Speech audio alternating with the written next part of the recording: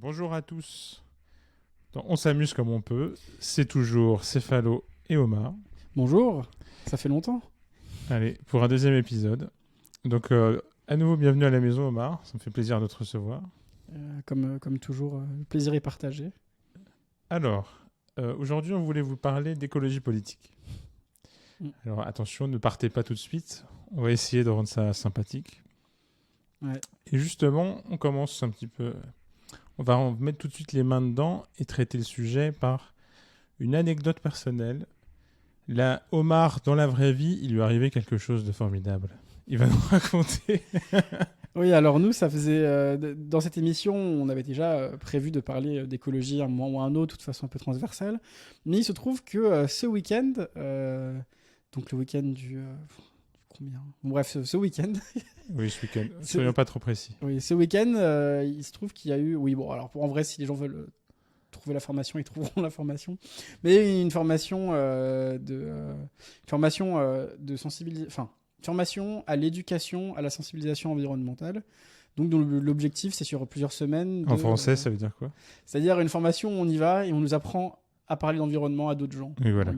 Donc, c'était pas une formation où on nous dit hey, regarde, l'environnement, c'est la merde. C'est une formation où on te dit et regarde précisément en quoi c'est la merde pour pouvoir expliquer à d'autres gens qui seront pas déjà convaincus, parce que basiquement, on était tous des convaincus, en fait. C'est pas une formation, enfin, c'était pas une conférence pour convaincre les gens. C'était pour nous apprendre à convaincre d'autres gens. Donc, ça se fait en plusieurs semaines. La première semaine, c'était plus sur l'aspect scientifique et un peu communication, mais surtout l'aspect scientifique et comment résumer aussi. On a eu un exercice résumé en 10 minutes des grosses conférences et tout. Donc, c'était avec, je pense, oui, autant dire, c'était avec l'académie. J'ai envie de leur faire de la pub au passage. L'académie d'avenir climatique, qui est une très bonne, qui je trouve globalement être une bonne association. On verra au cours de cette discussion ce qui en ressort, mais voilà. Et du coup, c'était 2 jours toute la journée, 8h-18h dans l'idée, ou 9h-18h plutôt. Et voilà, on était là avec plein de gens, entre babos, à se dire mutuellement à quel point c'était la merde et qu'on était des personnes engagées. Morale. Non, en vrai, là, il y avait un peu de ça, mais faut pas non plus le réduire à ça. Ça, c'est intéressant. C'était vraiment ça, la sociologie des gens présents ? Bah, en fait, ok. La sociologie des gens présents, je dirais, c'était quand même globalement assez babos, assez blanc aussi, assez... tu sens des gens classe moyenne ou classe moyenne supérieure, tu vois, dans ces eaux-là, je dirais, globalement, même si c'est pas forcément que ça. Il y a toujours des excentricités. Hein. Bah, le simple fait de participer à une conférence comme ça, on va apprendre à parler de sujets climatiques, ça peut être en soi une forme d'excentricité. Ah oui, mais je veux dire des excentricités dans la répartition sociale. Enfin, en gros, si je dis il y avait essentiellement ça veut dire qu'il n'y avait pas quelques très prolos, quelques très riches. Il y en avait des gens un peu bizarres qui étaient dans la finance qui étaient là. Vous dites, qu'est-ce que tu fais ? Ah, c'est vrai, ça m'étonne pas tant que ça. Ouais, ça va avec le côté classe moyenne aisée qui est sensible à ce genre de questions. Ouais, mais tu sais, genre gros financier, tu sais, qui te dit qu'il a des contacts, tu vois. Pas le petit financier qui arrive, qui a 30 balais et qui se dit oh là là, je vais quand même essayer de faire quelque chose d'utile dans ma vie. Bah, c'est vrai que ça, pour le coup, c'est un peu une mythique contemporaine. Mythe un peu au sens de Roland Barthes, c'est-à-dire des petites histoires qu'on nous raconte et qui se racontent du mec qui a fait des études de commerce, qui était dans la finance et qui tout d'un coup a pris conscience de quelque chose et un matin s'est levé, il a fait waouh, ok, maintenant je vais faire attention à la nature, je vais être moral, c'est une repentance, je vais changer de vie. Et donc ils quittent leur salaire à 5 chiffres pour commencer une nouvelle vie, élever des chèvres, je sais pas où, et donc faire des formations pour apprendre à parler de climat. Ouais, bah voilà, c'est un peu dans ce narratif-là. Bon, là, c'était... Bon, pour être direct, quand même, j'ai trouvé que sur certains aspects, c'était... Vous avez, j'imagine, à peu près tous une image un peu cliché du genre de personne qu'on s'attend à se voir, qu'on s'attend à voir là-bas. Donc un peu babos, un peu... tu vois, une vibe un peu resta, cool, nature, bienveillance, tout ça. Ouais. Et de fait, sur l'aspect bienveillance, ça l'était autant, voire plus que ce à quoi je m'attendais. Et sur ça collait totalement au cliché, et même fois 1000. En gros, t'arrives, le premier truc qu'on te dit, c'est vraiment le début de la conférence. Avant de parler de climat, on te parle de cadre de discussion, on te pose les 5 principes de l'intelligence collective. Wow. On te pose les 3 métacadres qui sont comment on doit se mettre par rapport au cadre, qu'on a le droit d'en sortir. Par pitié, apprends-nous quelque chose. C'est quoi les 5? Alors là, j'ai dit 5. Je pense qu'il y en a... En tout, il y en avait 10, 5 principaux. Ouais. Mais je vais donner... je prétends pas avoir retenu exhaustivement, donc je vais donner des idées. Ouais. Donc, par exemple, il y a l'autonomie qui est de dire, bon, si je veux aller aux toilettes ou subvenir à mes besoins, quels qu'ils soient primaires, je peux le faire sans jamais rien demander à personne. Genre, juste, je le fais. Et ils vous détaillent quels sont les besoins primaires? Et ils nous disent... ils donnent des exemples. Sans avoir une liste. Mais c'est pas une liste exhaustive. Oui. J'imagine c'est à partir du moment où tu sens que c'est vraiment important. C'est philosophiquement insatisfaisant de ne pas avoir de liste exhaustive, mais j'accepte. Après, on voit bien. Tu dois aller aux toilettes, tu vas aux toilettes. Oui. Tu dois, mais est-ce que le sexe et la masturbation, ça compte pas? Je pense que si t'as décidé que c'est important d'aller aux toilettes pour faire tes histoires, d'accord. Au final, personne te demandera si tu vas aux toilettes pour ça ou pour autre chose. D'accord. Mais je pense que c'était quand même pas ça qui était visé. Oui, j'imagine bien. Mais dans l'idée, voilà. Ça devait être trop puritain pour parler de ça, j'imagine. Oui. Oui. Donc, alors, l'autonomie, pas si puritain. Tu peux subvenir à tes besoins primaires sans demander à personne. Ouais. La bienveillance, de façon très vague, de dire que, voilà, on respecte... Ah oui, il y avait l'écoute. Ah, il y avait l'écoute. Écouter avec attention et parler avec intention. Donc c'était qu'en gros, voilà, quand les gens parlent, il faut essayer, même si on peut pas toujours. Hein. Sur ça, c'était quand même cool. Il y avait quand même du recul par rapport au cadre. Enfin, ça faisait pas secte. Tu parles comme ça, tous bienveillants, love, peace, tout va bien se passer. Il y avait un côté où il y avait quand même de la méta-réflexion par rapport au cadre en lui-même. Genre dire oui, c'est pas toujours évident de faire ci, c'est pas toujours évident de faire ça. Il peut y avoir des écarts, etc. Dire que c'était plus une voie, enfin une ligne directrice qu'un ensemble de règles fixes, une forme de jeu. Là. Bon, bref, mais. Oui, c'est ça, mais en gros, ils prenaient en compte les dérives courantes de l'application de ce type de règles. Voilà, c'est ça. Tu sens que ça commence à faire quand même un moment qu'on sait que c'est pas parce qu'un truc a l'air babos, c'est New Age, que c'est inoffensif, donc ils font aussi attention à garder un regard critique vis-à-vis de ces choses-là. Quoi. Ça serait bien que beaucoup de choses de babos écologiques aient ce même retour de réflexivité, parce que je sais qu'il y a des tiers-lieux. Au moment où on parle, il y a régulièrement des faits divers dans des tiers-lieux où justement les situations deviennent très toxiques à cause de la bienveillance affichée, apparente et des choses comme ça. Donc bon, là, quelque part, c'est plus mature. Ça a l'air plus sympa. C'est plus mature, ouais. Et il y a aussi un côté où ça fait pas semblant. Ça va pas être bizarre ce que je vais dire, mais il y a une forme d'horizontalité. Par exemple, le soir, on est allé boire un coup, tous ensemble, discuter et tout. Mais il y a aussi une forme de verticalité qui est aussi assumée. Et où en gros, c'est pas le genre de truc où on va faire par exemple semblant que tout le monde est à la même place, mais en fait non. D'un côté, oui, c'est quand même nous les coachs, c'est quand même nous machin et tout. Mais il y a des moments qui sont dédiés à plus d'horizontalité, genre là, je vais vous présenter pendant 1 heure une conférence et après, on va se mettre par groupe de 10 et chacun son tour va dire ce que ça a suscité comme ressenti en lui. Il y avait vraiment tous ces trucs-là, justement, qu'on associe vraiment à ça. Tu t'attends à ça. Ah, et donc, des retours intersubjectifs. Après, tu te dis ce que tu as ressenti, ce que tu as pensé. Oui, c'est ça, avec un bâton de parole. Enfin, il n'y a pas de bâton, mais dans l'idée, tu vois. D'accord. Ce que tu imaginerais avec un bâton de parole et tout. Ouais. Vraiment en mode, bon, qu'est-ce que vous en avez pensé? Si vous voulez rien dire, dites rien. C'est vraiment dans ces trucs-là. Ah oui, dans les autres principes, donc, j'ai dit qu'il avait parlé avec intention, c'est-à-dire... que le pendant, enfin le revers, je ne saurais pas trop dire, l'autre nécessité pour que quand on parle, les gens nous écoutent avec attention, c'était que quand on parle, il y ait une intention et qu'on essaie le moins possible de parler pour parler, sans savoir ce qu'on va dire avant, par exemple, de lever la main. Il y avait aussi beaucoup de trucs, c'était beaucoup sur la gestuelle. Genre, plutôt qu'applaudir, enfin, plutôt que faire un bruit, genre oui, ou bien applaudir quand on était d'accord avec quelqu'un, et ben, on agitait nos mains au-dessus de la tête. Et plus on l'agitait haut, plus ça veut dire qu'on était d'accord. Plus on l'agitait bas, plus ça veut dire qu'on n'était pas d'accord.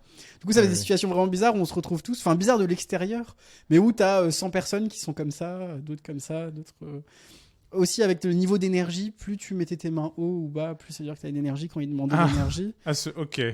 Ouais, mais ça restait assez terre à terre, au sens où c'était pas énergie au sens spirituel ou je sais pas quoi. C'est vraiment, on fait une conférence d'1 heure ou de 30 minutes, on prend la température. Si tous les niveaux d'énergie sont en bas, on fait une pause de 5 minutes. Sinon, on essaie de continuer en adaptant en fonction et tout. D'accord, oui, je vois. C'est pas une utilisation du concept d'énergie qui est pseudo-scientifique bizarre, mais... Oui, ça prétend même pas l'être. C'est plutôt... Oui, c'est la manifestation physique de la chose avec les mains qui devait être un peu comique. Mais oui, c'est ça. Oui, ça oui. Ah, par contre, ça oui. Plein de fois, tu dis, waouh. C'est vrai que poser des cadres, ça permet des singularités que tu imaginerais. Enfin, de l'extérieur, on aurait eu juste l'air très chelou, tu vois. Avec un truc, Mais c'est marrant parce que, oui, j'imagine que ça part d'une bonne intention, mais on se demande si c'est très utile. Sur certains aspects, je trouve que... Bon, c'est pas... Faudrait plus approfondir, on est là pour ça aussi. Mais en tout cas, en apparence, il y avait des choses où on sentait bien l'intérêt, pour le coup. Ouais. En fait, c'est le genre de domaine où j'adorerais jeter un petit œil ethnologique. C'est-à-dire, tu viens observer ce genre de situation comme un anthropologue ou un ethnologue viendrait observer une tribu de chasseurs-cueilleurs dans l'Équateur. Et tu te dis, waouh, quelles sont leurs mœurs, quelles sont leurs sexualités. De l'extérieur, tu les vois lever la main, tu fais... Et justement, tu vois que, comme tu disais juste avant, il y a une espèce de mélange bigarré, de rasta bizarre, de classe moyenne aisée venue de la finance qui, un matin, s'est levé en se disant qu'il allait changer le monde, tout ça. Et ils se mettent ensemble au même endroit. Et ils font des gestes avec leurs mains pour signifier leur enthousiasme et leur énergie. C'est quand même extraordinaire. Les catastrophes, ça crée des liens. Hein. Parce que justement, c'est aussi marrant.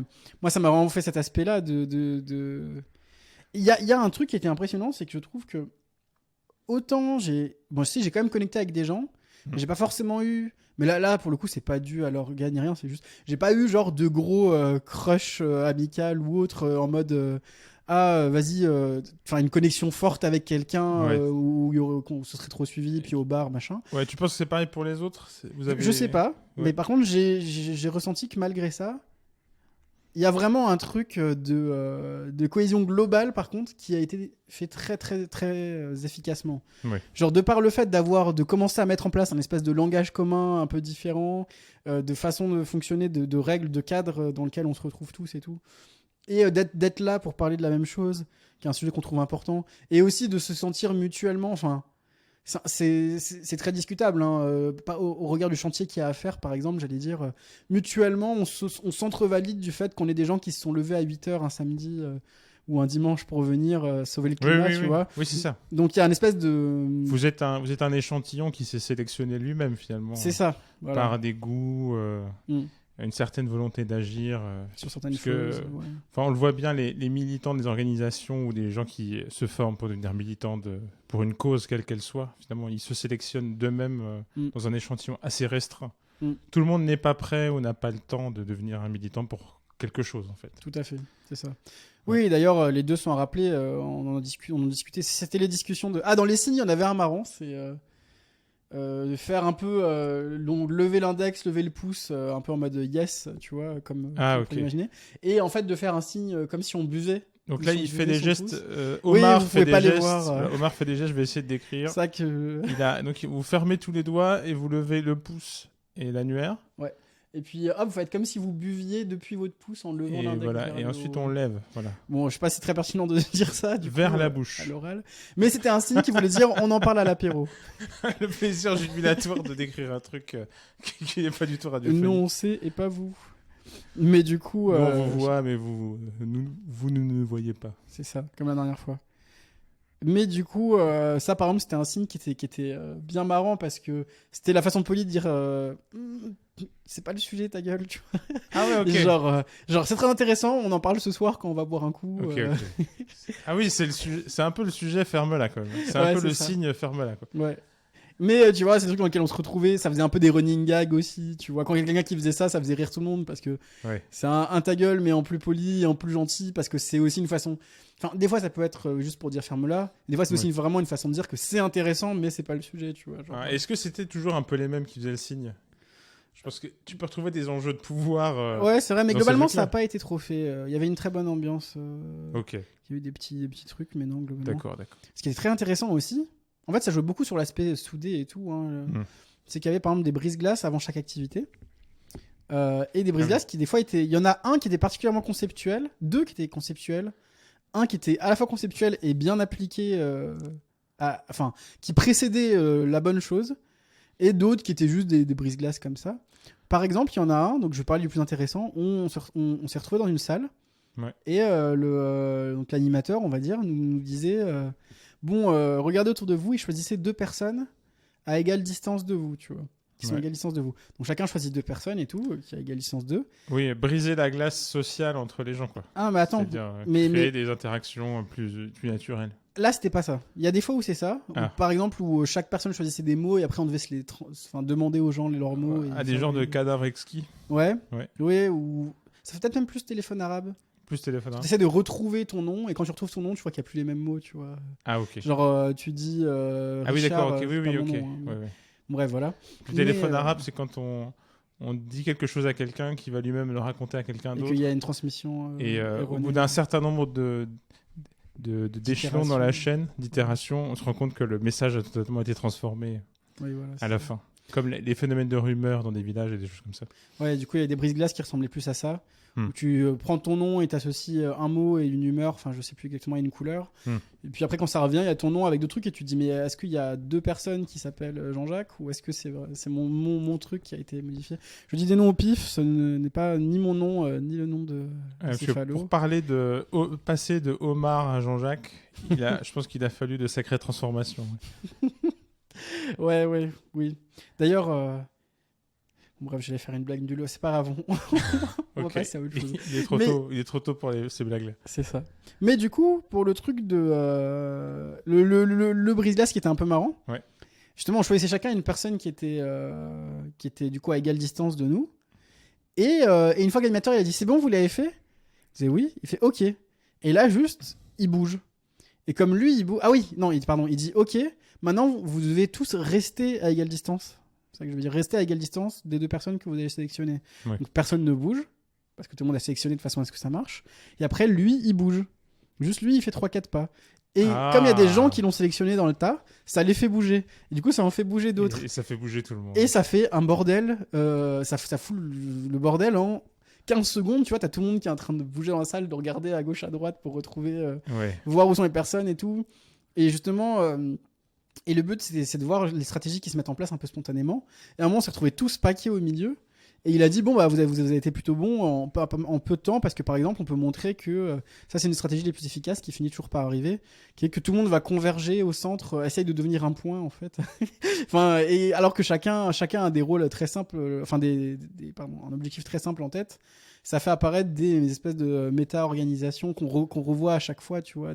D'accord. Et il a dit l'autre truc qui aurait été possible mais qui est très rare et qui arrive presque jamais, c'est vraiment si tu laisses ça pendant des heures, parce que lui au bout d'un moment il arrête, il dit bon c'est bon, le but c'est de s'amuser. Vous êtes pas là pour ça en principe. Oui voilà, c'est ça. Mais si on était là pour ça, au bout d'un moment ce serait de voir s'il y a quelqu'un par exemple qui lance une organisation, tu vois, qui dit bon écoutez on va se demander mutuellement. Je vois. Tu vois. Mais les trucs spontanés un peu, c'est un peu toujours les mêmes mouvements. Du coup ça doit être marrant à faire d'ailleurs en tant qu'animateur, de voir toujours se compresser comme ça. Et c'était d'autant plus intéressant que c'était avant la fresque du climat, qui est en gros une fresque où on a une feuille blanche, on nous donne différents éléments, par exemple liés au réchauffement climatique, et on doit les lier en termes de causalité et de temporalité. Et en gros, le but, c'est qu'à chaque fois, on te donne une carte, tu essaies de la caler entre 2 autres, en expliquant pourquoi, je sais pas, activité humaine, ok, consommation d'énergie fossile, production de CO2, et puis tu vas dire, tiens, la production de CO2... va dans l'océan freiner la calcification de tel mollusque qui en fait va au final de fil en aiguille détruire complètement l'écosystème maritime ou ça va parler de l'effet de serre et en gros tu essayes de relier en termes de causalité toutes ces choses là et tu vois à quel point justement dès que tu as un nouvel élément c'est compliqué parce que tu as envie de le relier à plein d'autres trucs et c'est un peu un exercice d'organisation, tu vois comment tu vas organiser ta fresque, tout ça, à la fin ça fait une fresque. Et c'était cool parce que justement il a fait le lien avec l'exercice du début que en fait ça montre un peu de façon un peu sexy l'espèce d'interconnexion entre tous les éléments justement entre le jeu de départ où tout est connecté de façon un peu indirecte et la fresque, il y a des espèces de petits ponts qui se font. Je vois. En fait il vous forme un peu à voir les choses de manière totalement interconnecté et général. Je sais que tu aimes beaucoup les approches holistes, on en a parlé la dernière fois. C'est ça. Et justement, la fresque du climat, c'est un jeu pour démontrer l'interconnexion d'à peu près toutes les actions humaines et les conséquences sur l'ordre plus global. Justement, finalement, fresque climatique, comme il n'est pas question de climat, je ne sais pas si le titre est très bien choisi, mais en gros, les impacts des actions humaines sur le climat. Ouais. C'est ça l'idée. Ouais, mais ça s'appelle fresque du climat parce qu'en fait... Mais ouais, non, mais là, c'est intéressant. Donc là, pour parler plus de l'association, Avenir Climatique, c'est assumer une association qui a choisi de mettre l'accent sur le réchauffement climatique. Ouais. Et donc d'organiser un peu tout autour de ça. Quitte à parler d'autres trucs, parce que tout est lié justement, le réchauffement climatique entraîne des trucs sur la biodiversité, pourquoi pas. Oui, voilà, ok, c'est plutôt le réchauffement climatique, voilà, plutôt que parler de l'effondrement de la biodiversité, par exemple. Ouais. Même si on va parler des liens qu'il peut y avoir entre les deux. Ouais. Enfin, on s'empêche pas de dire, de par le réchauffement climatique, il va y avoir ça qui va se passer sur la biodiversité. C'est qu'on parle souvent des différentes limites atteintes par l'humanité. Tout à fait. Ouais. Et le réchauffement climatique, c'est l'une d'entre elles, et l'effondrement de la biodiversité, c'en est une autre. Et on a tendance à en mettre certaines vraiment en avant et à oublier qu'il y en a beaucoup d'autres. Enfin, ça, c'est intéressant aussi. Dans le débat public, on sait à peu près tous globalement, enfin, on est beaucoup en tout cas à se dire que globalement, il faut faire gaffe, qu'il y a des trucs un peu shady qui arrivent. Ouais. Mais en général, ça va vraiment tourner autour du réchauffement climatique. Après, bon, évidemment, c'est très difficile. C'est souvent une gageure, de bien parler de ces questions-là, parce que on n'a pas une idée très générale de ce que c'est le débat public. On a tous l'impression que c'est quelque chose de facile d'accès, de dire le débat public, il parle de ça, mais j'ai l'impression que c'est jamais le cas vraiment. Et que... Maintenant, avec les réseaux sociaux et des effets de filtre, on n'a pas le même débat public, on ne regarde pas les mêmes vidéos sur YouTube, on n'a pas les mêmes choix de vidéos sur TikTok. Il y a un peu des différences. C'est vrai. Mais c'est vrai que je pense que comme toi et moi, semble-t-il, on se ressemble. En tout cas, on se ressemble assez pour faire un podcast ensemble. On a probablement le même genre de sélection sur les réseaux sociaux et le même genre d'activité sur les médias. Et je pense que oui, moi je suis d'accord avec toi. On a plutôt l'impression qu'on met en avant le réchauffement climatique en particulier.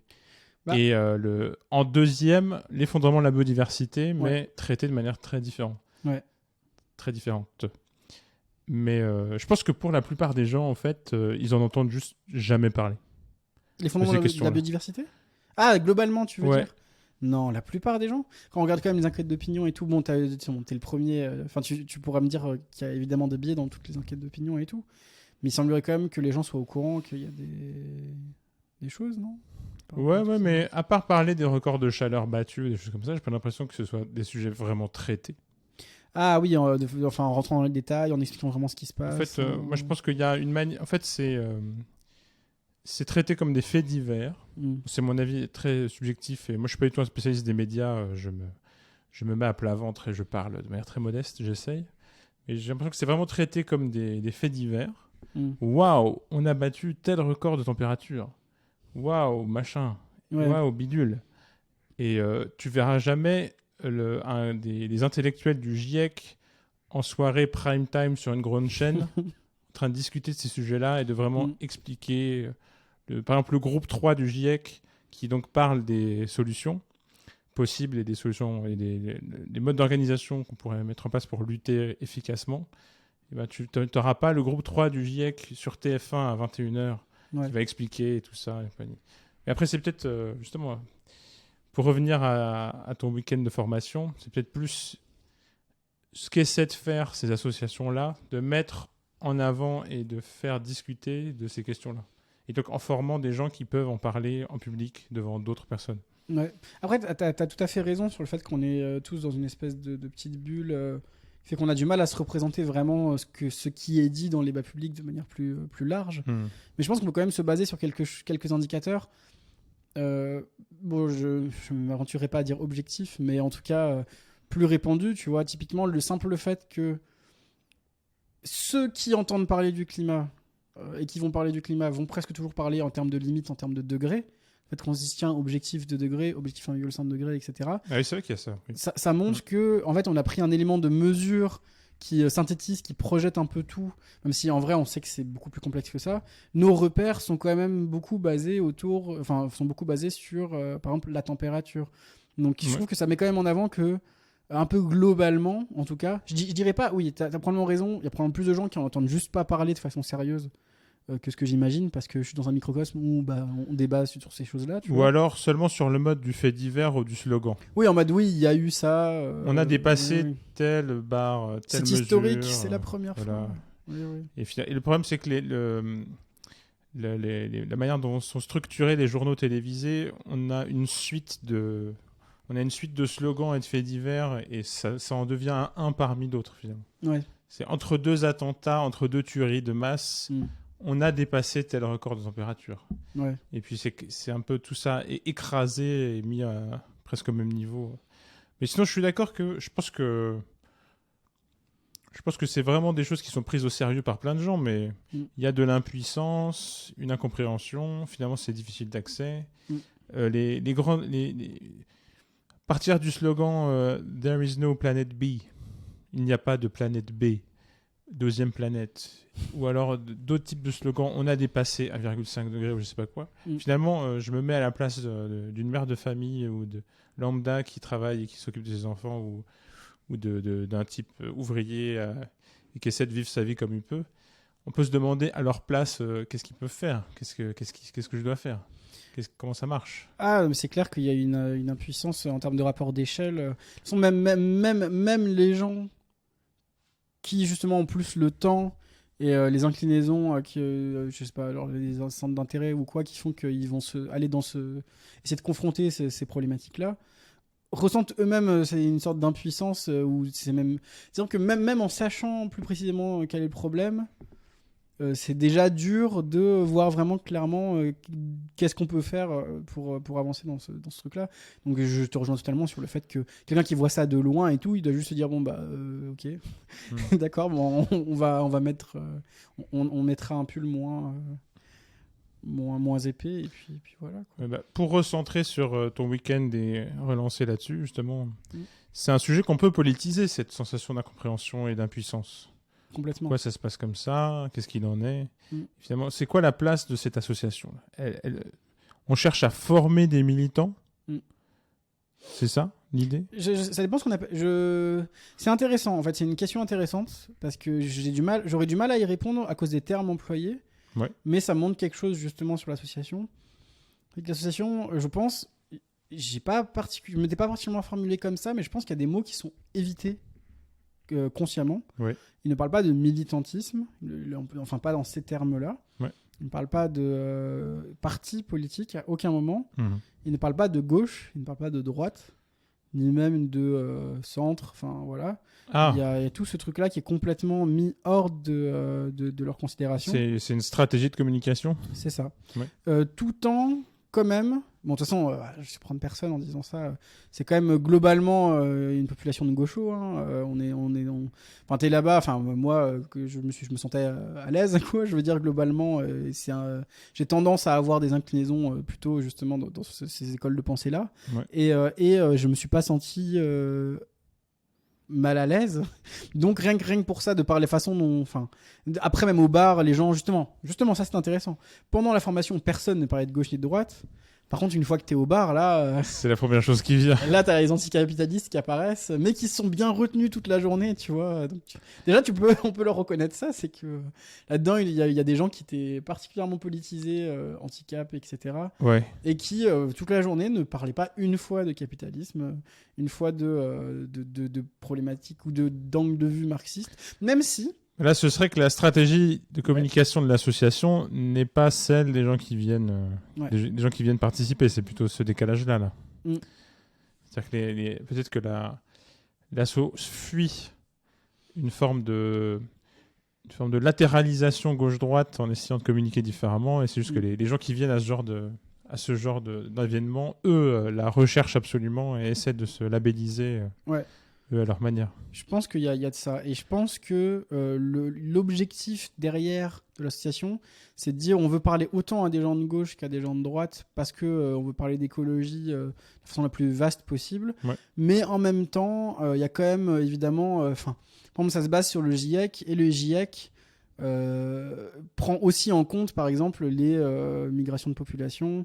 les différentes spatialisations, le fait que le GIEC étant un truc sérieux à grande échelle qui prend multifactoriel prend aussi en compte des problématiques de type sur qui ça va tomber en premier, où est-ce que ça va oui. Et ça, ils nous en parlent quand même. Ce serait une erreur du GIEC de pas le faire. Voilà, oui. Ou même par exemple, il y a tout un tas de sujets dont ils traitent qui sont très politisés par chez nous, l'usage du nucléaire ou non. En effet, les migrations de population, les gros mouvements migratoires qui vont arriver. Et donc, forcément, eux, ce serait une erreur de leur part de ne pas proposer des stratégies pour gérer ça. Ouais. Mais en effet, c'est vrai que le GIEC utilise ce même type de stratégie de communication, de ne pas parler de gauche et de droite, d'essayer de rester ouvert. Après, c'est pas la même chose qu'une association comme celle dont tu parles, le GIEC. C'est-à-dire que le GIEC, ils savent bien qu'ils s'adressent à des gouvernements qui ne sont pas de gauche. C'est vrai. Majoritairement.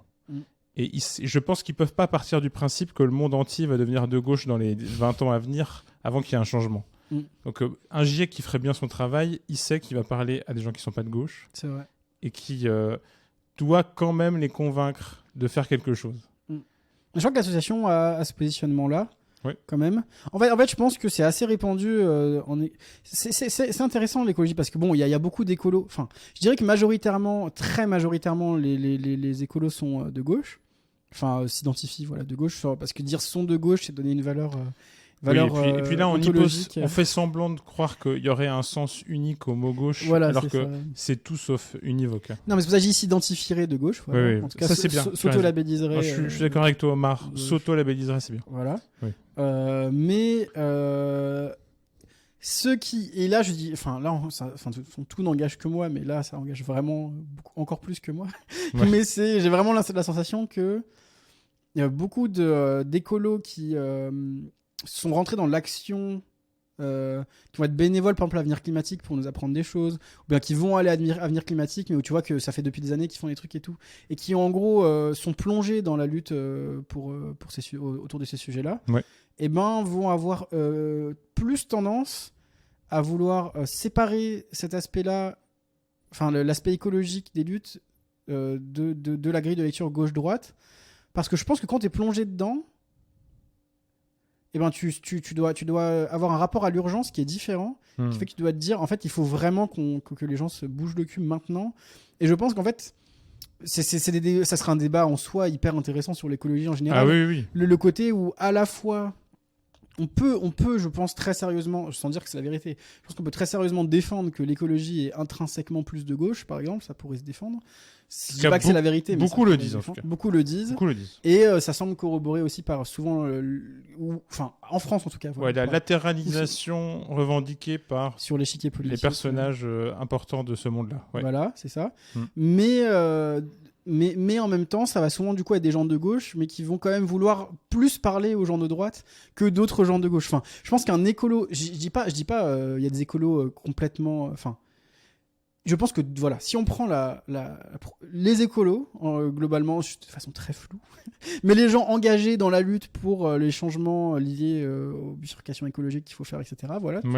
Vont avoir moins de mal à accepter de parler avec des gens de droite en des termes de droite que des gens qui vont être plus marxistes, plus sur l'aspect de la frange sociale de la gauche politique. Et je pense qu'il y a une volonté en fait, on a besoin de parler aux gens de droite si on veut qu'il se passe quelque chose, quitte à après, sans faire des alliés temporaires, ou plutôt qu'essayer de les ramener à la gauche, comme tu as dit, de se dire, tout le monde va devenir de gauche, super. C'est vrai que moi là-dessus, je pense que c'est une stratégie qui est peut-être probablement plus féconde à terme. En tout cas, on peut l'espérer et l'imaginer. Mais c'est vrai que ça existe aussi des gens plus radicaux qui pensent qu'il faut arrêter le capitalisme pour réussir à faire une transition. Pour que la vraie transformation de la société advienne, il faut abolir le capitalisme. Et donc, l'abolition du capitalisme passe avant. Et c'est vrai que ça, c'est des approches plus marxisantes. Voilà, mais radicales. Pas forcément le Parti communiste français, mais plus radicales et plus Qui marxisantes. s'inscrivent dans une lecture marxiste. Mais en effet, quand on est le GIEC, on comprend bien que ça n'a pas de sens pour eux de se dire on est de gauche et on va parler à des gens de gauche, parce qu'eux, c'est une autre dimension. C'est surtout des chercheurs qui s'adressent à des chefs d'État, qui produisent des données principalement. Mais quand on est une association, en effet, c'est une tension très très importante, je pense. Ouais. Le rapport à la latéralisation droite-gauche, à l'imminence de la catastrophe, de l'urgence. Donc qu'est-ce qu'on fait ? On parle surtout de la catastrophe, on parle surtout des solutions. Est-ce qu'on se latéralise ou pas ? Sachant qu'à gauche, il y a plein de gens que ça déplaît beaucoup de ne pas se latéraliser. Oui. Ils vont dire « Ah, vous faites semblant d'être neutre et c'est déjà un problème politiquement pour eux. » En fait, je trouve que c'est intéressant, parce que c'est vraiment très intéressant même ce que tu dis. Il faudrait trouver une façon de ne pas se latéraliser tout en assumant... Parce que le mythe de la neutralité de nos jours, je pense, peut-être aussi parce que je traîne dans des milieux particuliers, mais j'ai quand même l'impression que la neutralité est de plus en plus critiquée et que du coup on peut plus trop s'en sortir maintenant, surtout avec les quinquennats Macron. Il y a un peu une idée où les gens se méfient de est-ce que ça rend du sens de se dire au-delà de certaines grilles de lecture, de se positionner comme en dehors ou neutre. Une forme de confusion. C'est ça. On a fait semblant qu'on avait dépassé des vieux clivages alors que pas du tout. C'est ça. Et l'écologie, justement, c'est peut-être un de ses rôles conceptuels, enfin, le rôle, on va dire un objectif que pourraient se fixer les penseurs écologistes, de trouver une façon de faire rentrer dans le débat une écologie qui serait non latéralisée forcément sur l'échelle gauche-droite, mais sans prétendre à être une activité purement scientifique, purement neutre, parce que on sait que ça ne peut pas être... Ça ne sera pas accepté si c'est des gens qui viennent et qui disent non, on est neutre, la science dit ça, il faut faire ça, c'est la vérité, tu vois. Donc il faut trouver une façon de ne pas être là-dedans tout le temps. C'est vrai que la stratégie de dire je suis la science pose un gros problème. Ça s'entraîne une méfiance, et je pense que c'est une bonne chose que ça entraîne une méfiance. Pour le coup, c'est vrai que là, ça pose un gros problème parce que en effet, ça crée des méfiances qui sont toxiques. Si on veut vraiment que ça bouge et qu'il y ait des vraies transformations à l'échelle de l'ensemble de la société, partir de postulats politiques, de dire je suis la science et je vais dire ce qu'il faut faire, c'est embêtant. Et en fait, en pratique, ça marche pas. En fait, ça marche pas, et c'est même pas pas souhaitable, je pense. Mais bon, là, ça c'est un autre débat. Mais vu que de toute façon, ça marche pas, on pourrait même pas se poser la question si c'est souhaitable. Mais je pense qu'en plus, ça serait pas souhaitable parce que en fait, je pense que notre mécanisme de défense vis-à-vis de ça, il est quand même bien rodé. Et je pense que si ça ne plaît pas aux gens, c'est pour des bonnes raisons, parce que c'est un premier pas vers une forme d'autoritarisme. Enfin, en fait, tout l'enjeu, c'est de réussir à articuler les connaissances scientifiques avec des opinions politiques, en assumant l'aspect politique des opinions politiques, mais en les reliant, en les reliant aussi avec du scientifique. Par exemple, dire il faut isoler les bâtiments. Par exemple, faire refaire l'isolation des passoires thermiques, considéré comme une des... Ah oui, donc juste, oui, pardon. Au cas où, en gros, les passoires thermiques, c'est des zones de l'espace, donc typiquement un immeuble, on va dire, dans lesquelles, comme une passoire dans laquelle il y a des trous et du coup les choses circulent, la chaleur circule très facilement de l'intérieur vers l'extérieur et vice-versa. On essaie de chauffer à l'intérieur et comme ça sort, on dépense énormément d'énergie pour chauffer dedans. Qui chauffe dehors. Et donc on finit par chauffer dehors tellement la chaleur s'échappe. Et donc l'idée c'est que si on arrive à boucher les trous de la passoire, à en faire une casserole et pas une passoire. Voilà. Si on arrive à en faire une casserole et pas une passoire, on consomme beaucoup moins tout en continuant de chauffer les personnes qui sont à l'intérieur. Voilà. Et ce type de réforme, par exemple, qui serait de mettre des sous là-dedans, on imaginerait bien quelqu'un se ramener en mode oui, c'est purement scientifique, regardez, il faut maintenir la chaleur. Et moi, je serais totalement convaincu par l'aspect scientifique de l'argumentation. Mais en même temps, ça serait dangereux. Enfin, de prétendre que ça n'est que scientifique en soi. Ah bah oui. Tu vois. Là, pour le coup, ça pose le problème de l'urbanisation globale d'un pays.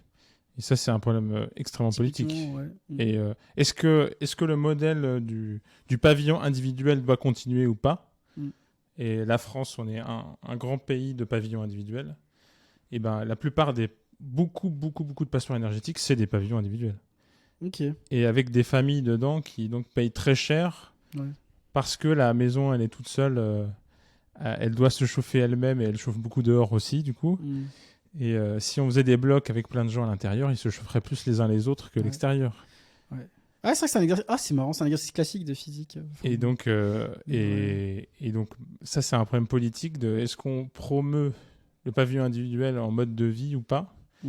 Et donc, c'est quoi la fiscalité qui va avec? C'est quoi le mode d'urbanisation? Et tout ça, ça va ensemble. C'est des gros investissements publics et privés et une organisation globale de la société. Ce que tu mets en avant, c'est qu'un immeuble, par exemple, ça serait... Il y a des connexions entre les étages qui font que, au final, la surface extérieure est plus faible pour le nombre de personnes dedans. Enfin, comme des pingouins qui se collent pour créer un... Oui, c'est ça, c'est que... un endroit où la chaleur est maintenue, quoi. D'une certaine manière, quand tu es chez toi et que tu chauffes dans une moindre mesure au-dessus, en dessous, à côté, à gauche, à droite. Et donc, si tu as plein de gens à côté, eh ben, c'est des degrés en moins perdus sur les voisins, quoi. Ouais. Et le pavillon individuel, justement, c'est de l'extérieur dans tous les sens, donc il chauffe dehors. En fait, ce qui compte, c'est le rapport entre la surface de contact avec l'extérieur et le volume intérieur. Bon, c'est toi le physicien, je vais pas t'apprendre ça. Oui, non, mais c'est juste, c'est marrant, l'occasion de poser des petites données. Mais oui, du coup, j'avais jamais fait le lien avec le modèle de société qui allait avec, justement. Est-ce qu'on vit est-ce qu'on accepte les pavillons? Et ils en parlaient justement que, par exemple, réduire le nombre de mètres carrés par personne. Ouais. Bah, c'était pour le coup une vraie mesure à s'autoriser à y réfléchir.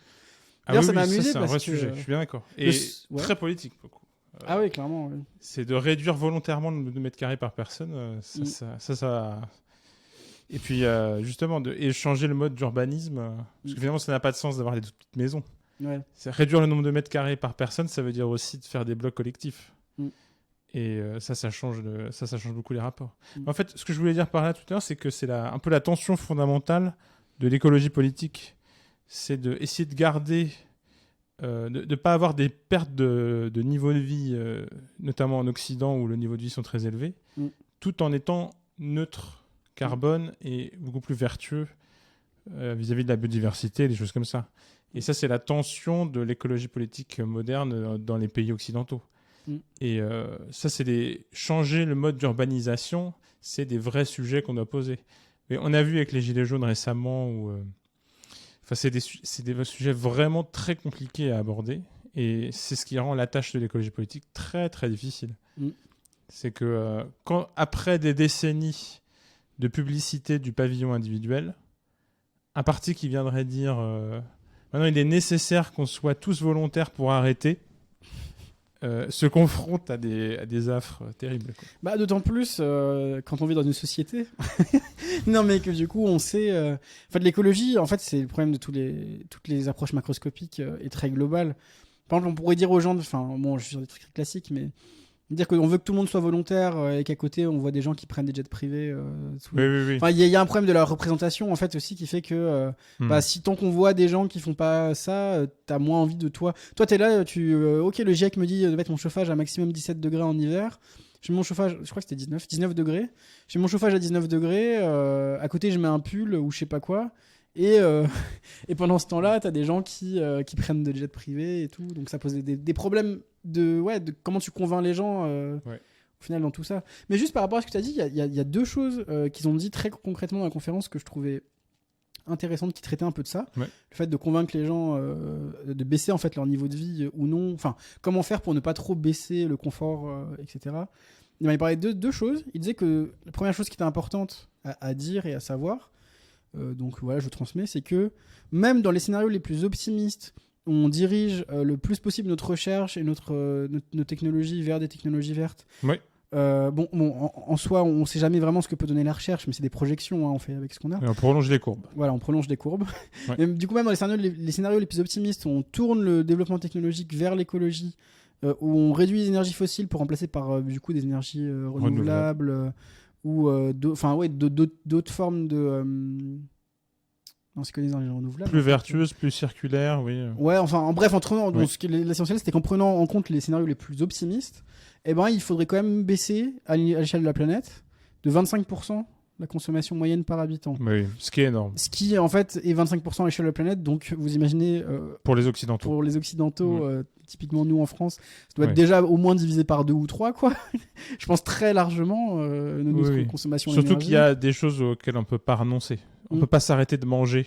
Oui. Ou de maintenir, oui, c'est vrai, en plus. ou de nous maintenir à une certaine température. Ouais. Parce que si on arrête de manger ou de nous maintenir à une certaine température, on meurt. Ouais. Donc, et ça pose des problèmes. Il y a des intéressants. incompressibles. Est-ce que dans un pays du Nord, enfin un pays où il fait plus froid, quoi, tu vas imposer... Enfin, il y a des débats politiques et éthiques très intéressants autour de tout ça.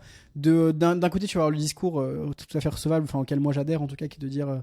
Bon bah ok, tu vas dire que tel pays il y a plus de gens mais chaque personne consomme moins, et en plus par exemple la Chine consomme plus actuellement, mais si tu prends sur un siècle en fait beaucoup moins, tous ces trucs là. Ça pose des problèmes de justice intergénérationnelle. Mais dans l'autre sens, tu pourrais aussi dire même un pays qui est plus riche et qui a beaucoup consommé, et ben si il fait moins 14 en hiver et qu'il faut chauffer toutes les maisons à 19 degrés, en fait il y a une espèce de coût, comme tu dis, de coût qu'on peut pas j'ai pas le terme en tête, mais bref, un coût qu'on peut pas enlever, quoi, et on pourrait dire en fait il faudra qu'ils consomment plus parce que là-bas il fait moins 19 en hiver. Ah oui, alors c'est vrai que là tu as deux choses distinctes. Alors il y a les contraintes spécifiques à la zone géographique, et après il y a le passé de chaque région, donc qui a été plus ou moins colonialiste, en plus ou moins agressif, plus ou moins polluant, etc. Oui. C'est ça. Parce que tu vois, typiquement en Europe, on peut très facilement se targuer en Europe ou en tout cas en France, de consommer. Bon, après, le débat sur le nucléaire serait un débat entier à part. Hein. Ah ouais, on fera un épisode exprès parce que c'est trop compliqué. Ouais, c'est ça. Mais admettons, comme ils le font dans le GIEC, qu'on compte pas le nucléaire dans les énergies fossiles et polluantes. Ouais. On pourrait se targuer d'être moins polluant et d'être à un niveau plus stylé que beaucoup d'autres États. Sauf qu'en fait, ceux qu'on va pointer du doigt, ça va être des pays où c'est parce qu'à un moment on a eu une domination sur eux et a eu des ressources et une industrialisation massive que maintenant on a le niveau de connaissances et de compétences pour développer des technologies qui semblent plus saines. On va dire regarde, on développe des technologies saines et pas toi, mais c'est parce qu'à un moment en fait on a eu accès à une opulence justement oui, mais après il n'y a pas de raison qu'on fasse pas profiter des technologies saines à ces pays-là. Et je parlais de justice intergénérationnelle, c'est ça. Jusqu'à quel point nous autres, je dévoile pas trop en disant qu'on est dans la vingtaine, toi et moi. Jusqu'à quel point nous on profite d'une certaine manière, mais jusqu'à quel point on est responsable de ce qui a précédé. C'est délicat à aborder comme sujet. C'est des grosses questions. Surtout que moi, je suis pas contre que je suis pas contre qu'on parle sérieusement des conséquences de la colonisation, par exemple pour la France. Oui. Mais juste dire l'Occident doit payer ne résoudra aucun problème. Oui, il faut s'autoriser à avoir un discours plus riche. Il faut être que ce soit des sujets qui soient traités sérieusement, quoi, des vraies réflexions, des vrais développements. Qu'est-ce qu'on fait, comment on prend en compte. Moi, pour moi, la question, le problème, c'est que souvent c'est ramené d'un côté ou de l'autre de l'échiquier politique, d'ailleurs, à des questions de responsabilité ou de culpabilité, on va dire. Ouais. Là où justement, ça serait intéressant de pouvoir en discuter plus en termes de juste de c'est quoi le mot de solidarité peut-être aussi, et de se dire au-delà de se demander est-ce qu'on est responsable, juste se demander qu'est-ce qu'on peut faire maintenant pour aider, voir la situation actuelle, accepter que en fait ces choses-là sont temporalisées comme si c'était du passé, comme si le présent n'intégrait pas déjà le passé en lui, et que justement ces technologies qu'on a, on les a parce que il s'est passé ça. Ouais. Ça pourrait sembler être la moindre des choses, sans forcément dire on doit payer machin.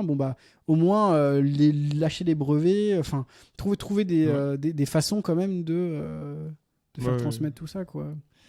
Même si là je reste sur du mou, mais ouais. Même si tu vois, là on mélange déjà des sujets lâcher les brevets ou pas. Justement, il y a des gens de très bonne foi qui défendent que le fonctionnement actuel des brevets est le plus vertueux pour le développement scientifique, par exemple. Ouais, et donc il est, par exemple pour les brevets, il est plus vertueux que ça fonctionne de cette manière-là, pour justement inciter à la recherche par ailleurs. Je dis pas que je suis d'accord, mais Oui. pour le coup, c'est la science elle-même se pense sur ces sujets-là. Et la science totalement libre, semble-t-il, n'est pas aussi vertueuse que ce qu'on l'imagine quand on se penche dans les travaux actuels sur le sujet. Bah, disons qu'au moins, indépendamment de l'idéologie qu'on a derrière sur qu'est-ce qu'on pense être le mieux, etc., avoir des discussions sérieuses sur ces sujets-là et voir ce qui en émerge. Des discussions sérieuses qui au-delà de est-ce qu'on est coupable, est-ce qu'on n'est pas coupable, enfin, dans les médias, je trouve qu'on a rarement, par exemple, des débats ou de manière générale des débats très construits, mais même encore plus des débats autour de, dès que ça va être des questions par exemple d'impérialisme ou quoi, souvent ça va être caricaturé avec d'un côté l'anti-impérialiste à mort, qui peut être très intéressant d'ailleurs, mais qui va être mis pour créer des tensions. Tu vas avoir d'un côté quelqu'un qui va dire oui, on n'est pas coupable, on voudrait nous faire payer un passé qu'on n'a pas connu, je sais pas quoi. Ouais. D'autres qui vont te dire probablement de droite. Oui, bah oui. Ouais. D'autres plus de gauche qui vont avoir une analyse anti-impérialiste et qui vont parler du fait que notre richesse est construite sur le dos de machin et qu'on leur doit machin, en parlant de devoir justement. Oui. Moi, je m'identifierais plus à ce genre de discours, mais on pourrait aussi se dire juste sinon, plutôt que de montrer des oppositions...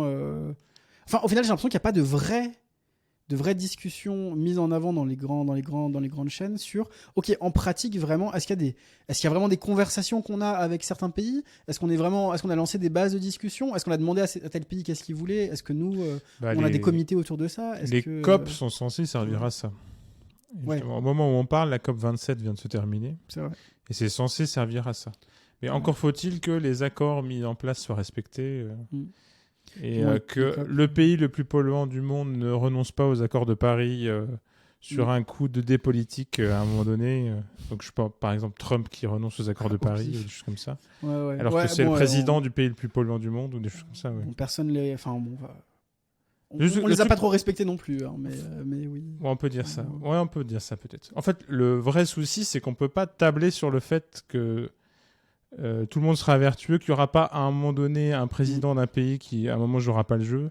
Et on rejoint des problèmes en économie classique qui sont les free riders. Ça ressemble à la démilitarisation, ce que tu me dis. Tiens. Ouais, ou des questions de démilitarisation ou les free riders en économie. Les resquilleurs en français, je crois qu'on dit, mais c'est pas très joli. Okay. Les free riders, en gros, c'est les gens qui jouent pas le jeu. Le fraudeur dans le métro. Ça fait de la théorie des jeux un peu. Ouais, tout à fait, c'est la théorie. On aurait tous intérêt à faire ça, mais s'il y en a un qui c'est-à-dire que joue pas le jeu. Voilà, quand tout le monde joue le jeu, l'intérêt de tricher devient très très fort. C'est-à-dire que tu gagnes beaucoup à tricher quand tout le monde joue le jeu. Et c'est ça le free rider. Ouais. C'est comme la plupart des gens payent pour le fonctionnement des transports en commun, le resquilleur ponctuel a tout à gagner à skier. Pour faire le lien, s'il y a des gens qui ne voient pas tout à fait de quoi on parle, l'exemple un peu canonique de tout ça, c'est le problème du prisonnier. Le dilemme du prisonnier, oui, où vous avez déjà dû en entendre parler, mais sinon, dans l'idée, il y a deux personnes, si les deux se dénoncent, les deux ont 10 ans de prison. Si aucun des deux ne se dénonce, ils sont isolés. Si aucun des deux ne se dénonce, il n'y a pas de... C'est pas de complexité comme ça. Mais en gros, des situations dans lesquelles la meilleure option, c'est que tout le monde joue le jeu. Mais individuellement, chacun a intérêt à ne pas jouer le jeu pour maximiser ses chances à lui. Oui. Donc typiquement, on pourrait parler des armes nucléaires, ou c'est peut-être même encore plus explicite. On aurait tous un peu en tête envie d'être dans une utopie où on a désamorcé toutes les armes nucléaires de tous les pays. Mais tant qu'on ne sait pas s'il n'y a pas un pays qui ne va pas jouer le jeu, aucun pays a intérêt à enlever ses propres armes nucléaires, par exemple. On pourrait même être encore plus précis. Sur les transports en commun, ça pose les problèmes de tragédie des communs, ça s'appelle. Ok. C'est-à-dire que la tragédie du commun, c'est justement quand tout le monde joue le jeu, on dépersonnalise un peu la chose et ça devient d'autant plus intéressant pour le resquilleur ponctuel. Parce qu'il va en général tirer beaucoup de bénéfices pour un coût minime à tricher. Il y a un rapport avec le transport en commun Non, parce que dans les transports... En fait, c'est juste la situation très quotidienne et qui est souvent utilisée en exemple dans les articles. Ok, pourquoi ? C'est-à-dire que les transports en commun, par exemple en France... C'est basé sur le fait que tout le monde paye et tout le monde fonctionne, quoi. Et le resquilleur peut de manière très anonyme tricher et vivre sur le fait que le système continue de fonctionner parce que tous les autres payent. Ouais. Le problème, c'est qu'il y a un seuil critique de resquilleur où ça ne peut plus fonctionner. Ok. Et donc, mais ça, c'est des problématiques très générales. Et donc, oui, c'est très, et tout. Oui, c'est très général. Et justement, ça crée, il y a des effets de seuil très très importants dans ces moments-là. C'est-à-dire que ça ne continue de fonctionner que parce que la plupart des gens jouent le jeu. Et le problème, c'est que si tout le monde joue le jeu, il peut devenir très intéressant d'être celui qui triche. Ouais. Parce que tu vas tirer un énorme bénéfice. Ouais. Là, j'en parle de manière totalement amorale, mais c'est comme ça qu'il faut faire en fait. On met de côté l'intérêt d'être vertueux ou de tricher au contraire, parce que je pense qu'on peut trouver des intérêts égotiques aux deux. Il y a un intérêt égotique à être celui qui suit la règle et aussi à être celui qui triche. Donc mettons ça de côté. Pour que le resquilleur en tire un bénéfice maximum, il faut qu'il y ait quand même une majorité qui joue le jeu. Mais si les resquilleurs deviennent trop nombreux, le système ne peut plus fonctionner. Après, on peut aussi imaginer que... Et pourquoi tragédie des communs ? Parce que justement, là, c'est dans le cas c'est un bien commun que serait le fait de se déplacer, de pouvoir se déplacer, et ça reposerait sur le fait que en communauté, on fasse fonctionner un système comme ça, organisé. Ouais, mais c'est intéressant. Mais justement, on pourrait dire que de par le fait que beaucoup de gens se mettraient, suivraient les engagements, ceux qui suivraient pas les engagements, auraient encore plus d'intérêt économique à ne pas les suivre, mais peut-être aussi que l'opinion commune, l'opinion les en empêcherait, tu vois. On pourrait très bien s'imaginer que si, je vais dire, je vais être caricatural, mais si t'as tout le monde sauf la France ou sauf les États-Unis qui respectaient les engagements écologiques, peut-être que le pays deviendrait très puissant, mais en même temps, peut-être que le peuple, de par l'ampleur des problèmes, se dirait attendez, mais qu'est-ce qu'on fout là ? Ouais. En fait, là, je suis un peu parti sur plein de sujets différents, mais c'est pour dire que je pense qu'on est. Si on veut sincèrement qu'il y ait des transformations, il faut que les politiques publiques mises en place tiennent compte de ce qu'on sait de la nature humaine et pas de ce qu'on voudrait qu'elle soit, au maximum. Ouais. Et par exemple, en prenant en compte le fait qu'il y aura des gens qui vont tricher. Ah oui, ça. Je sais pas si on peut parler de nature... Enfin, c'est peut-être un peu... Je sais pas si c'est nécessaire de parler de nature humaine, mais pour non, mais on va dire le sens le plus neutre, enfin pas neutre, mais le sens de nature humaine au sens des régularités anthropologiques, dira-t-on, qu'on peut observer. C'est-à-dire que on va même si on met en place tout un tas de politiques vertueuses et on donne le meilleur de ce qu'on comprend de ce qu'on comprend du climat et de l'interaction écologique entre l'humain et l'environnement pour mettre en place les meilleures politiques publiques, il va y avoir des dérives. Et il faut qu'on en tienne compte dans la manière de le faire. Ouais, mais c'est intéressant ce que tu dis, parce que ça ramène... Au hasard, un énorme pays très polluant qui vote pour un président climato-sceptique. Oui. Ou des choses comme ça. Non, mais oui, bien sûr. Ça peut être ça, les dérives. Tout à fait au hasard. Voilà. Non, mais justement, ça ramène un peu au questionnement de la scientificité ou pas de la crise écologique. Je m'explique dans quel sens je dis ça. Il ne faudrait pas dire la crise écologique, mais des différents défis climatiques. Mais en gros, tu vois ce que tu dis, ça donne l'impression que il y aurait un problème je trouve ça très pertinent, mais est-ce qu'en fait on prend pas assez au sérieux différents champs disciplinaires pour s'en sortir? C'est-à-dire, est-ce qu'on prend pas au sérieux est-ce qu'on écoute est-ce qu'on prend pas au sérieux justement les gens qui ont travaillé sur les biais, les constantes anthropologiques, justement l'histoire des changements à grande échelle, etc. Est-ce qu'on prend pas assez en compte un avis qui serait encore plus scientifique, justement parce qu'il prendra en compte différents champs disciplinaires? Mais on pourrait aussi rétorquer, mais en fait ça, c'est pas du tout le problème. Ces données-là existent et on essaie de les prendre en compte. Le problème, c'est des pures volontés politiques. Enfin, est-ce qu'en soi, on pourrait pas rétorquer à ce que tu dis, que le problème, c'est pas tant qu'on prend pas en compte ces constantes-là, c'est que c'est pas ceux qui connaissent tout ça et qui pourraient les prendre en compte qui sont au pouvoir, tu vois. Ah bah oui, moi je suis d'accord, on peut dire ça. Ouais. Par ailleurs, je suis d'accord que à l'intérieur de la science, il y a des rapports de force disciplinaires. Et donc, il y a des champs du savoir qui ont peut-être plus ma préférence à moi.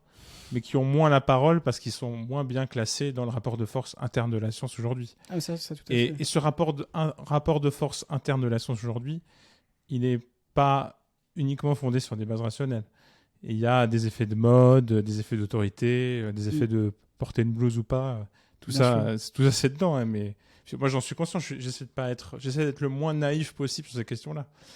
Mais après, c'est vrai qu'il y a justement une tension entre ce que nous autres gros cerveaux, on peut essayer de penser et de ce qu'on trouve plus efficace possible et ce qui va réellement se passer. Tu as raison. Oui, C'est-à-dire que même si nous, on discute là et on fait déjà un peu de notre mieux en faisant un podcast comme celui-ci, on va parler de ces sujets-là. On fait déjà pas rien du tout. On fait déjà ça. Mais est-ce que ça aura un impact à grande échelle ? Non, évidemment. Et qu'est-ce qui fera qu'on pourra mettre en place des politiques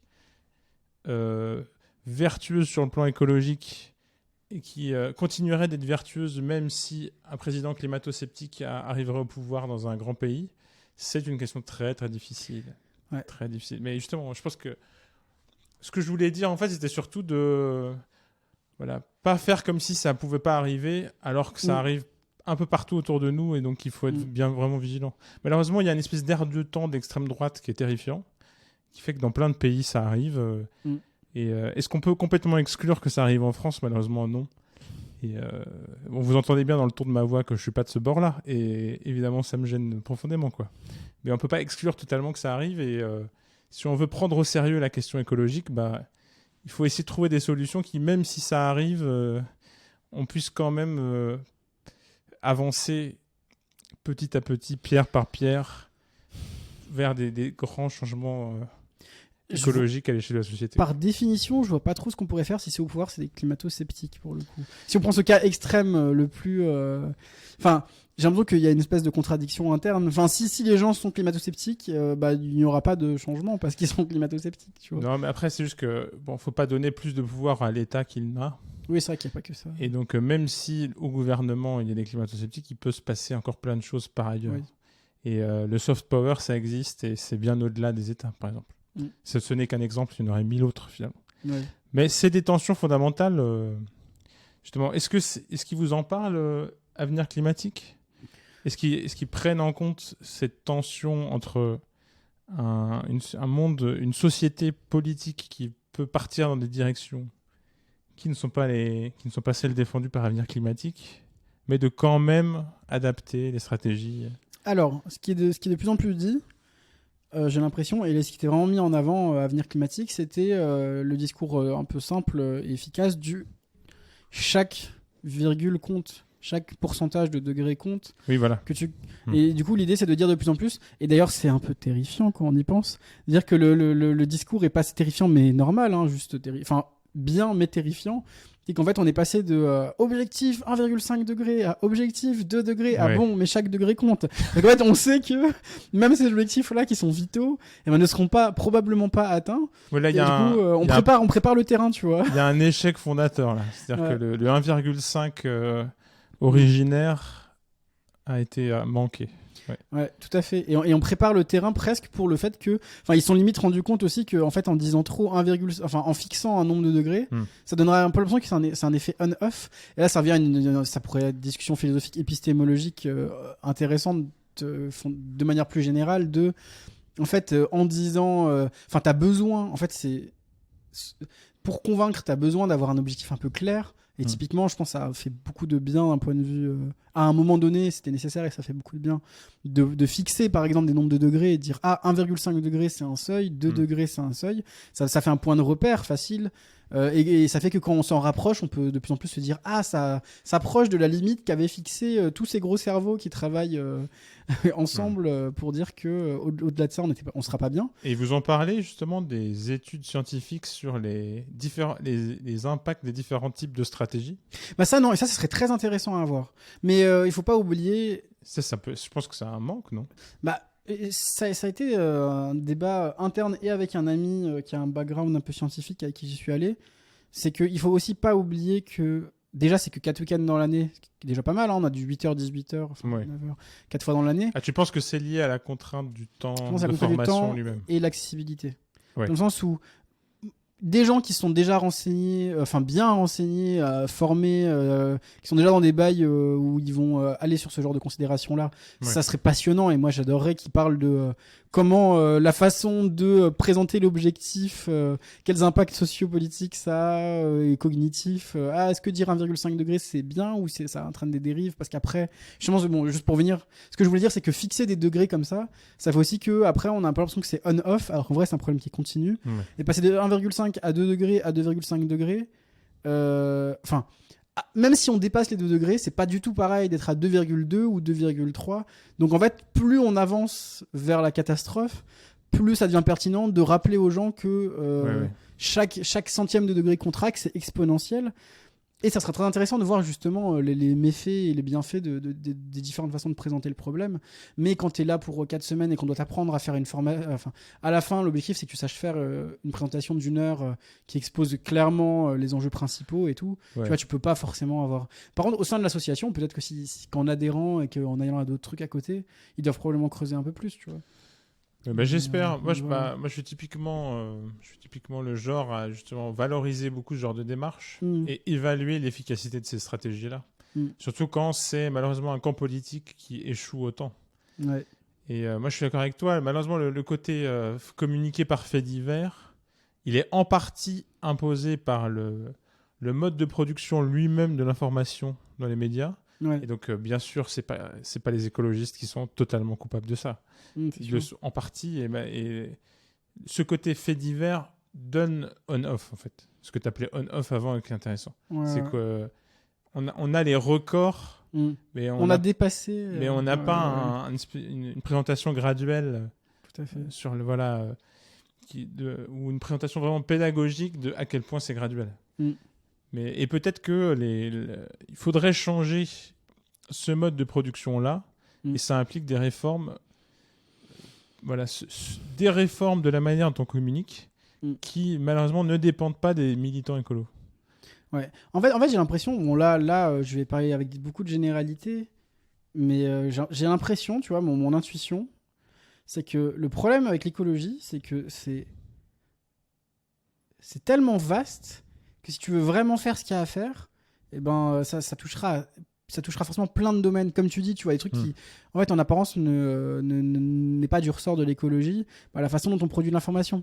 Enfin, je m'étais... En fait, moi vraiment, mon questionnement interne tout ce week-end, en regardant tout ça, c'est que, en gros, moi, je suis beaucoup passé dans ma vie vis-à-vis de l'écologie, d'une phase, il faut à fond investir sur la science, etc., à une phase, oui, mais en fait, non, le problème n'est pas scientifique, parce qu'on a déjà les données scientifiques, etc. Et en fait, le problème est dans tout le reste, dans l'incorporation de ces données scientifiques dans le débat, tu vois.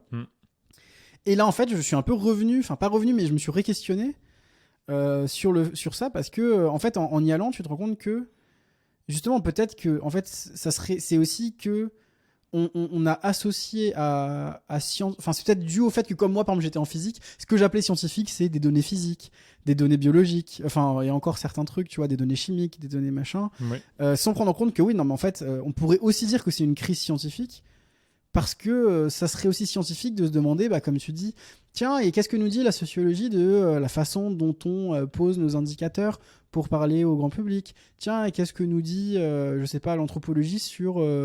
dans les différentes civilisations, comment d'autres problèmes complexes ont été gérés, tu vois. Qu'est-ce que nous dit machin.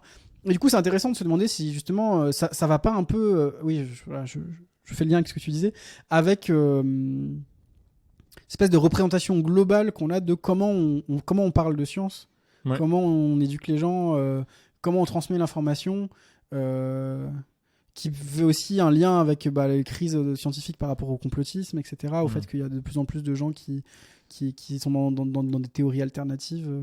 C'est vrai que ce sujet-là précis dont tu viens de parler, c'est précisément là où Omar et Céphalo, que nous sommes, on peut agir.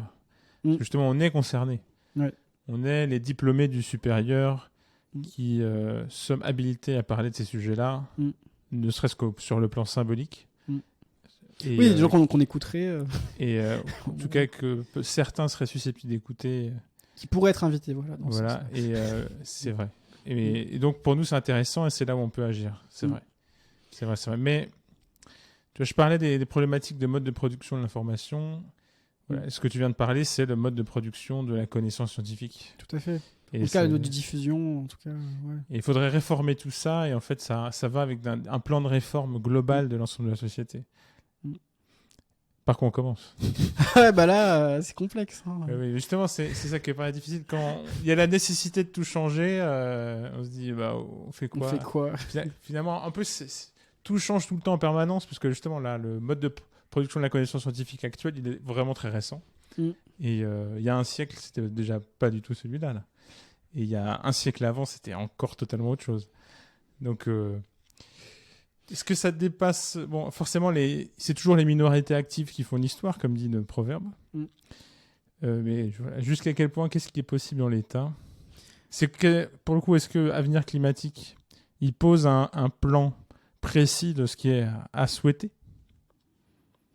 Bon, déjà, je suis pas sûr d'être d'accord avec le proverbe, mais bon, bref, admettons. Ouais. Mais en tout cas, ça m'intéresse, vas-y, dis-moi. Ah non, mais bon, là, c'est parce que je fais mon gaucho.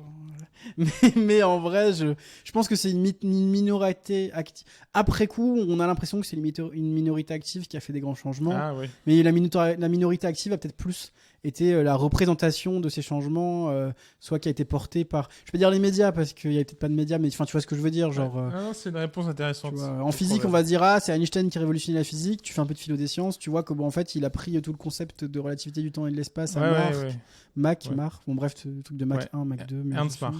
Ernst Mach.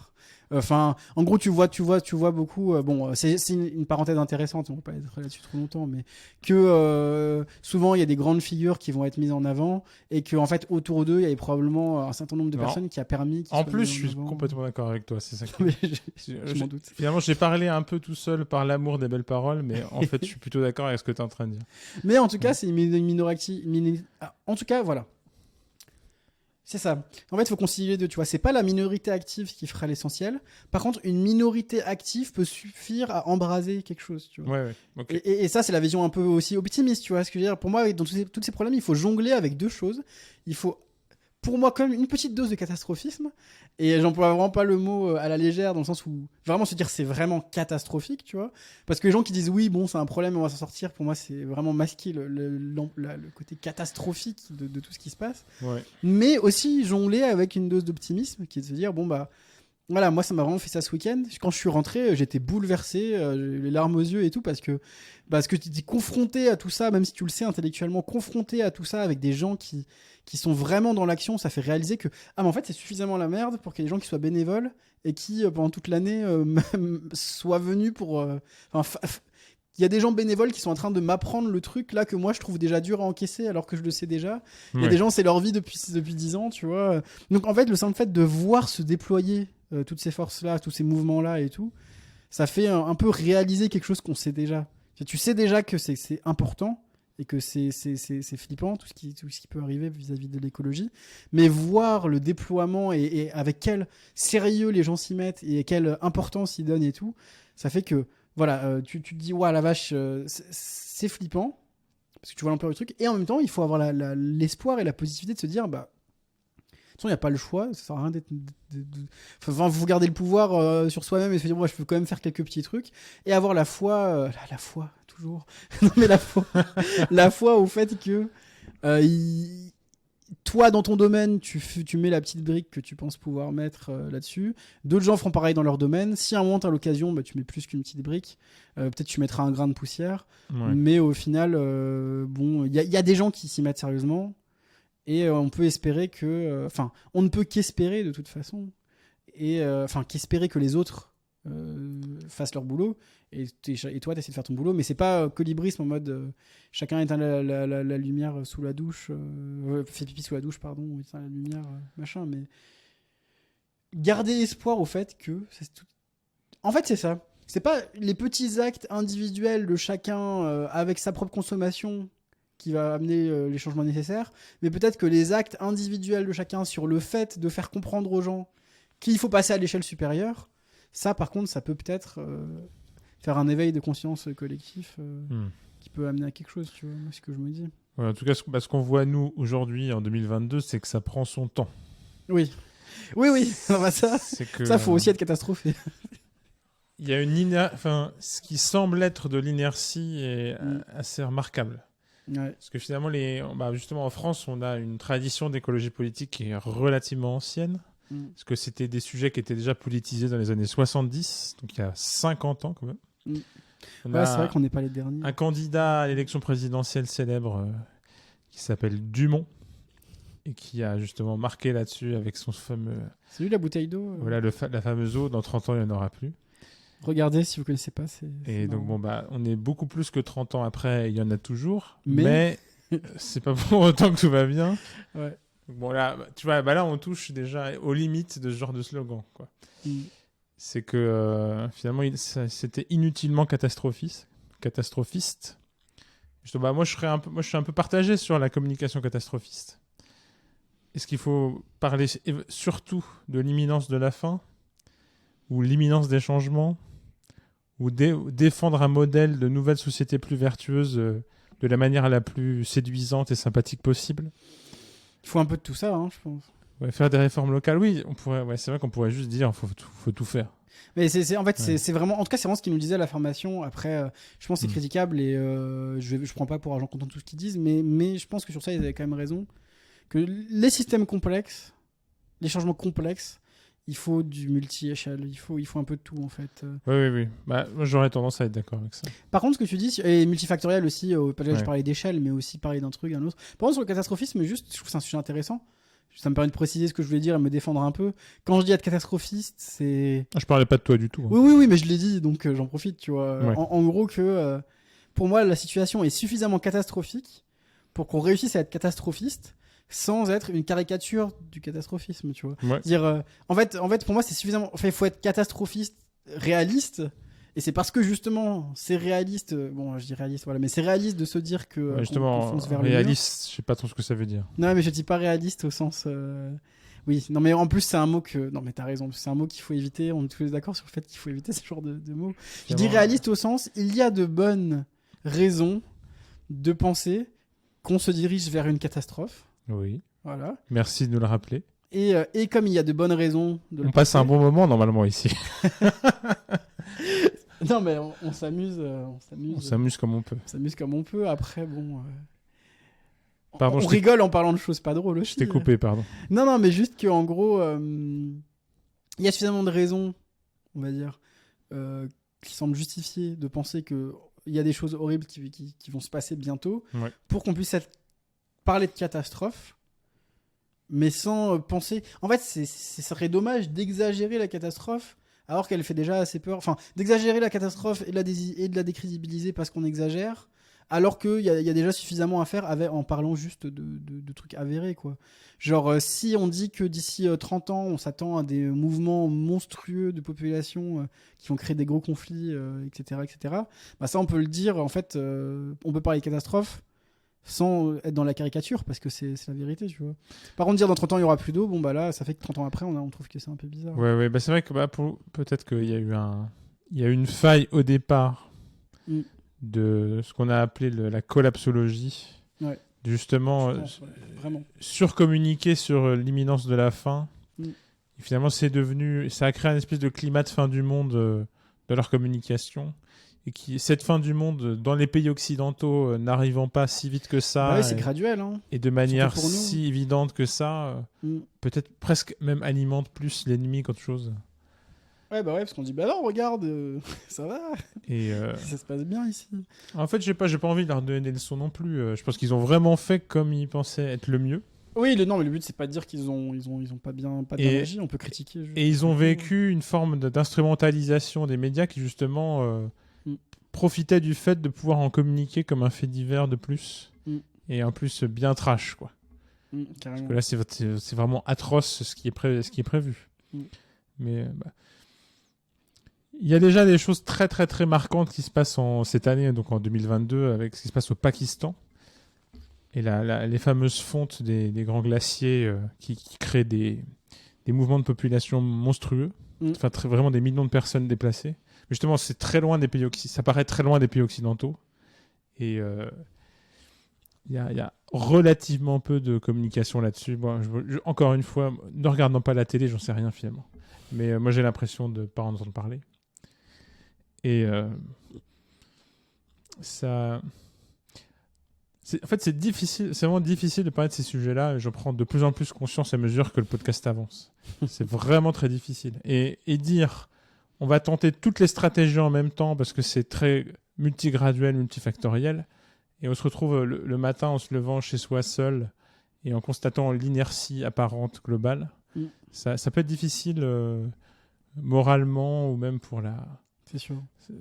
C'est très difficile de se rendre compte de ce qui se passe réellement. Et des effets de nos actes. Et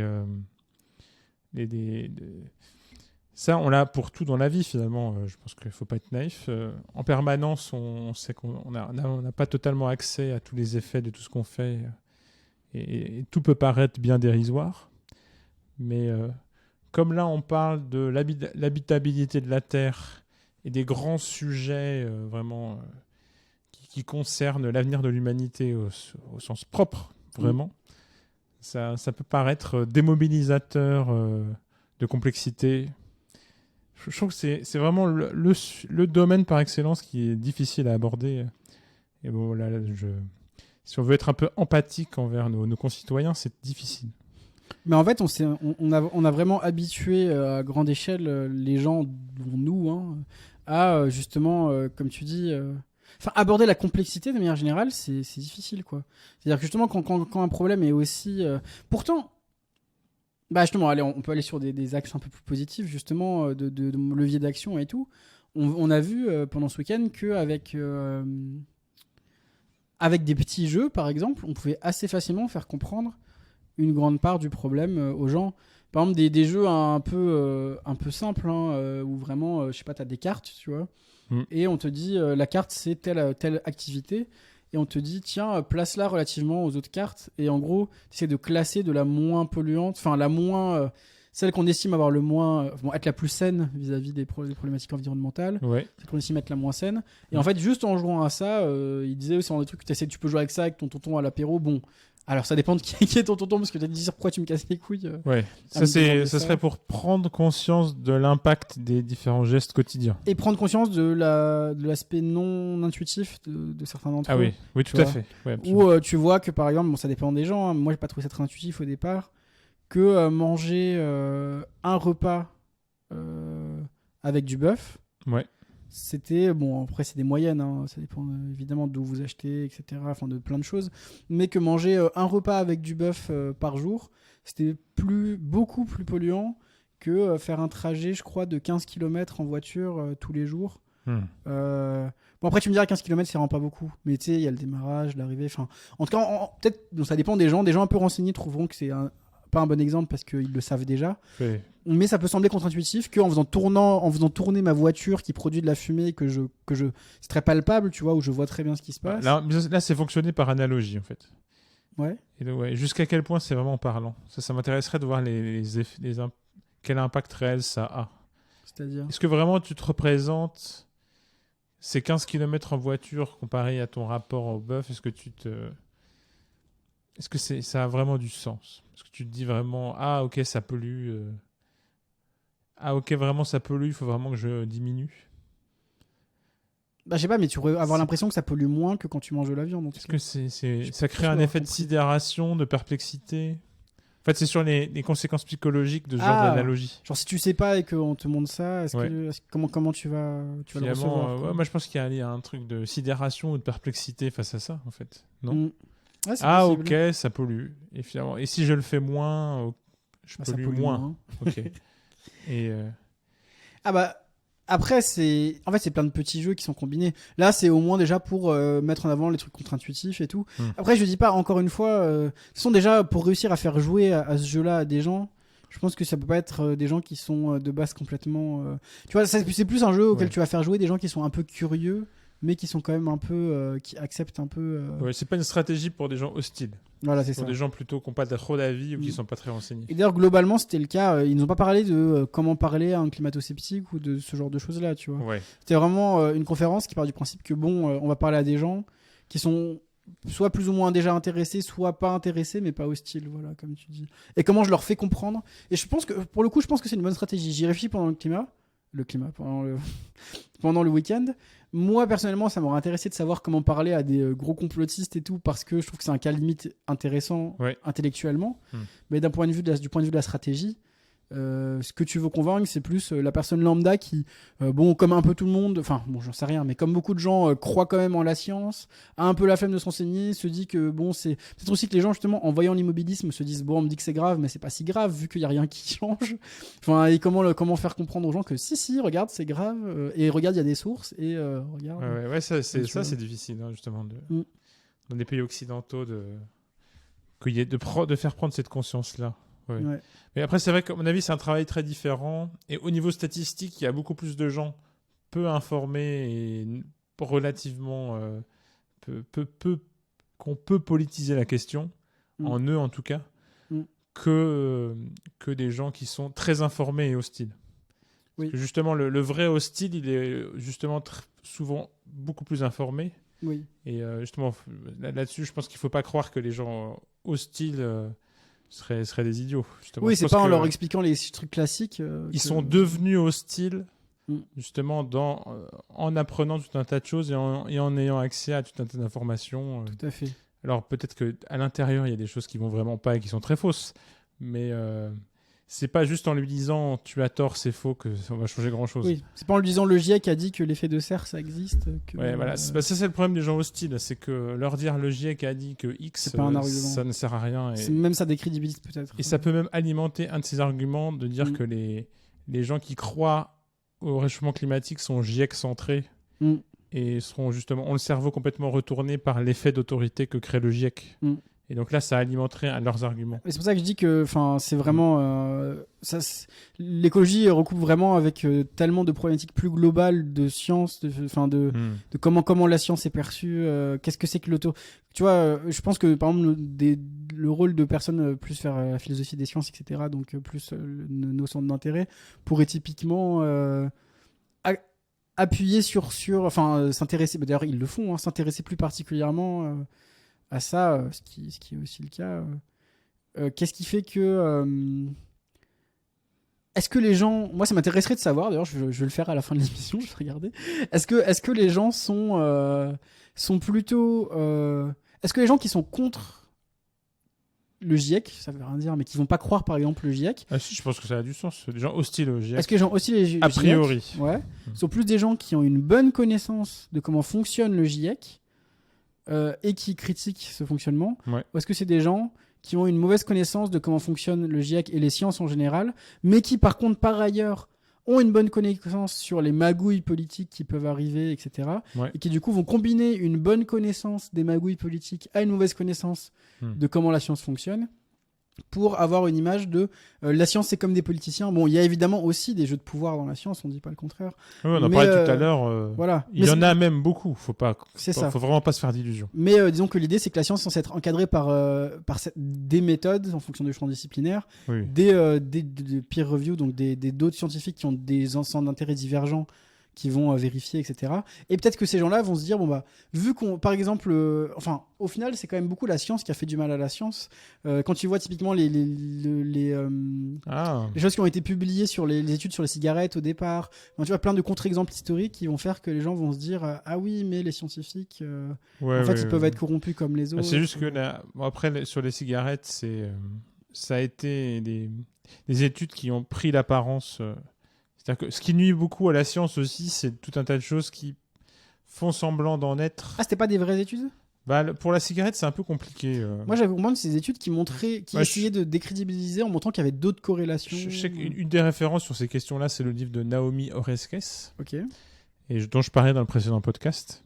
Ah oui. Et justement, la problématique avec la cigarette, c'est qu'en effet, les entreprises du tabac jouaient justement des spécificités de la science contre elles-mêmes. Oui, voilà, oui. Et c'est-à-dire le fait que, comme il est difficile d'atteindre un consensus, c'est très exigeant, c'est très coûteux, et que en plus, produire des études, ça coûte énormément d'argent. Il y a énormément de contraintes structurelles. Voilà, que la science comme dispositif a énormément de contraintes pour se mettre en route. Ne serait-ce que d'avancer pas à pas, lentement. Cette grosse machine, pour produire de la connaissance, il y a des contraintes spécifiques. Et finalement, des gens mal intentionnés ont pu s'en servir contre elle. Et en l'occurrence, on peut toujours dire, par exemple pour la cigarette, les entreprises disaient non mais on n'a pas encore assez exploré ce sujet-là, donc on va continuer de produire des études. Ouais. Et finalement, si jamais la connaissance ne s'établit jamais sur la cigarette c'est dangereux, mais qu'on continue de produire éternellement des recherches qui vont affiner on finit jamais et partir dans plein de directions, en fait, rien ne se passe jamais. Et les entreprises du tabac continuent de faire comme si leurs produits n'avaient aucun effet négatif. Pour donner un exemple, si j'ai bien compris, typiquement, on va dire que le tabac donne le cancer. L'industrie du tabac va financer des études qui essaient de montrer que oui, mais en fait, peut-être que c'est la pollution de l'air qui a fait ça. Oui, voilà. Du coup, montrer d'autres corrélations pour dire non, mais en fait, on n'en sait rien, le monde est complexe. En fait, ça fait un peu penser au truc d'Onfray d'ailleurs. Mais... utiliser la complexité de ces problèmes pour les donner l'impression qu'on n'a pas de consensus, quoi. C'est juste que voilà, en plus, justement, le tabac donne le cancer, c'est un énoncé qui est trop simpliste et donc très facile à attaquer. Même par les gens qui produisent le tabac. C'est-à-dire qu'ils peuvent très facilement attaquer ça. Et en effet, ils ont raison qu'il y a d'autres facteurs environnementaux et génétiques en permanence.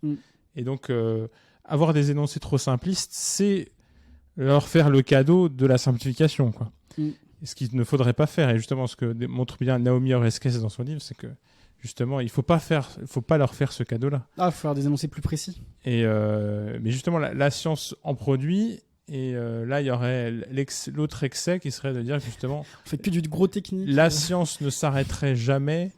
Et donc, on peut toujours dire que... Non, mais on dit que c'est vrai maintenant, mais ça va peut-être changer. Et donc, en attendant, on fait rien du tout. Tu vois. Et finalement, c'était une stratégie pour le tabac. Tu parlais pas de technicité. Et ça peut aussi être une stratégie qu'on entend chez les climato-sceptiques. Mais ça veut peut-être changer. Regardez, ce qu'on utilise pour mesurer la température, finalement... Ils sont surtout placés dans l'hémisphère nord, un truc que j'ai déjà entendu d'un climato-sceptique. Donc peut-être qu'en changeant un peu la manière dont on mesure, ça va changer les choses et en fait, on aura l'impression que c'est différent. Et finalement, ça, c'est une critique qu'on pourra toujours faire à la science. Et donc, il ne faut pas faire comme si elle était nulle et non avenue parce qu'elle viendra toujours. On pourra toujours dire, il n'y a pas encore eu assez de publications pour être sûr. Mais du coup, est-ce que indirectement, d'un point de vue philo, on va dire, le problème, ce serait pas du coup... le sens commun autour des notions probabilistes, tu vois. Genre le fait que, en fait, dès que tu parles de science, tu parles de probabilité, en fait, que les événements arrivent, et que plus tes sciences, enfin tes théories sont établies, plus en fait, tu essayes d'avoir une... Bon, c'est une formulation plutôt moderne de dire ça, mais que... parce que pendant longtemps, il n'y avait pas de théorie des probabilités et tout. Oui, c'est le 20e siècle, quand même, ça. Voilà. Ouais. Mais il y a quand même... maintenant, en tout cas, c'est adopté massivement... presque tous les sciences disciplinaires, j'ai envie de dire. Enfin, beaucoup en tout cas, tous ceux qui vont faire de la quantification, au moins de données. Et de dire que... Et puis même en fait, sans quantifier, tu peux parler de probabilité comme un concept, tu vois, dire c'est plus probable, moins probable. Dans le langage courant, c'est devenu totalement transparent. Que les choses soient probables ou moins probables. Et en fait, dès qu'on parle d'un système complexe, on peut parler qu'en termes de probabilité, en plus souvent qu'en termes de moyenne, il y a des problèmes d'échelle. Typiquement, on arrive à prévoir l'évolution du climat sur toute la planète, mais tiens, juste en Europe, on a du mal. Juste en Afrique de l'Ouest, on a du mal. Juste tel endroit, on a du mal. Parce qu'en fait, on travaille sur des trucs macroscopiques, on doit faire des moyennes. On arrive à dessiner des tendances, mais en fait, il y aura toujours quelques trucs qui vont échapper aux tendances, qui font que les gens vont dire, ah, regardez, par exemple, là, l'augmentation de température là, pendant l'été, quoi, la canicule, voilà, la grosse canicule excédait ce à quoi s'attendaient les scientifiques. Donc il y a eu une surprise. Les scientifiques ne s'attendaient pas à ce qu'on ait des aussi grosses montées de température cet été. Un climato-sceptique pourrait même utiliser ça, ce qui semble peut-être il peut dire, regardez, ils se sont trompés. Oui, ils se sont trompés. Donc en fait, ils n'ont pas bien prévu les chaînes de causalité et tout. Parce qu'en fait, on fait des trucs en moyenne, sur des grandes échelles et tout. Et là, l'erreur, ce serait de croire que le fait qu'ils se soient trompés serait un argument contre le réchauffement au global. C'est ça. C'est plutôt un argument contre leur modèle local sur ce sujet-là précis. Mais c'est vrai que là, on en rentre trop dans les détails pour voilà. C'est déjà trop technique, en fait, probablement. Ouais, justement, mais c'est peut-être aussi... en fait, c'est technique... Je sais pas. Je pense que tu peux parler de probabilité, enfin développer un peu globalement justement un rapport aux probabilités sans être technique. C'est un gros mot dire probabilité, mais juste développer, faire comprendre aux gens que Bon bah le climat en fait c'est pas une notion, on va pas faire de prédictions précises on va jamais dire tel jour il va se passer ça ici. Je suis presque sûr que si on arrivait à dire tel jour il va se passer ça ici, les gens seraient déjà plus convaincus, tu vois, comme on arrive à en faire en physique. Il va se passer cette éclipse ce jour-là, il se passe l'éclipse ce jour-là, là t'es sûr qu'il n'y a pas de physico-sceptique, éclipso-sceptique. Bon en vrai si d'ailleurs parce qu'il y a des platistes et tout, mais oui. mais je veux dire en tout cas c'est pas sur les prédictions, c'est ça que je veux dire. Le modèle lui-même peut-être, mais moins. En tout cas, t'as moins de gens qui vont dire c'est faux. Mais je pense qu'on peut pas tabler sur le fait qu'il n'y ait pas quelqu'un quelque part qui devienne. Quand je dis il n'y a pas de. Parce que surtout, j'ai l'impression qu'en fait, en plus, dès qu'un propos est dit d'une autorité, ça va. Le seul fait que ce soit une autorité qui s'exprime motive des gens à aller contre de fait. Mais ça revient à ce que tu disais. Comment t'avais dit?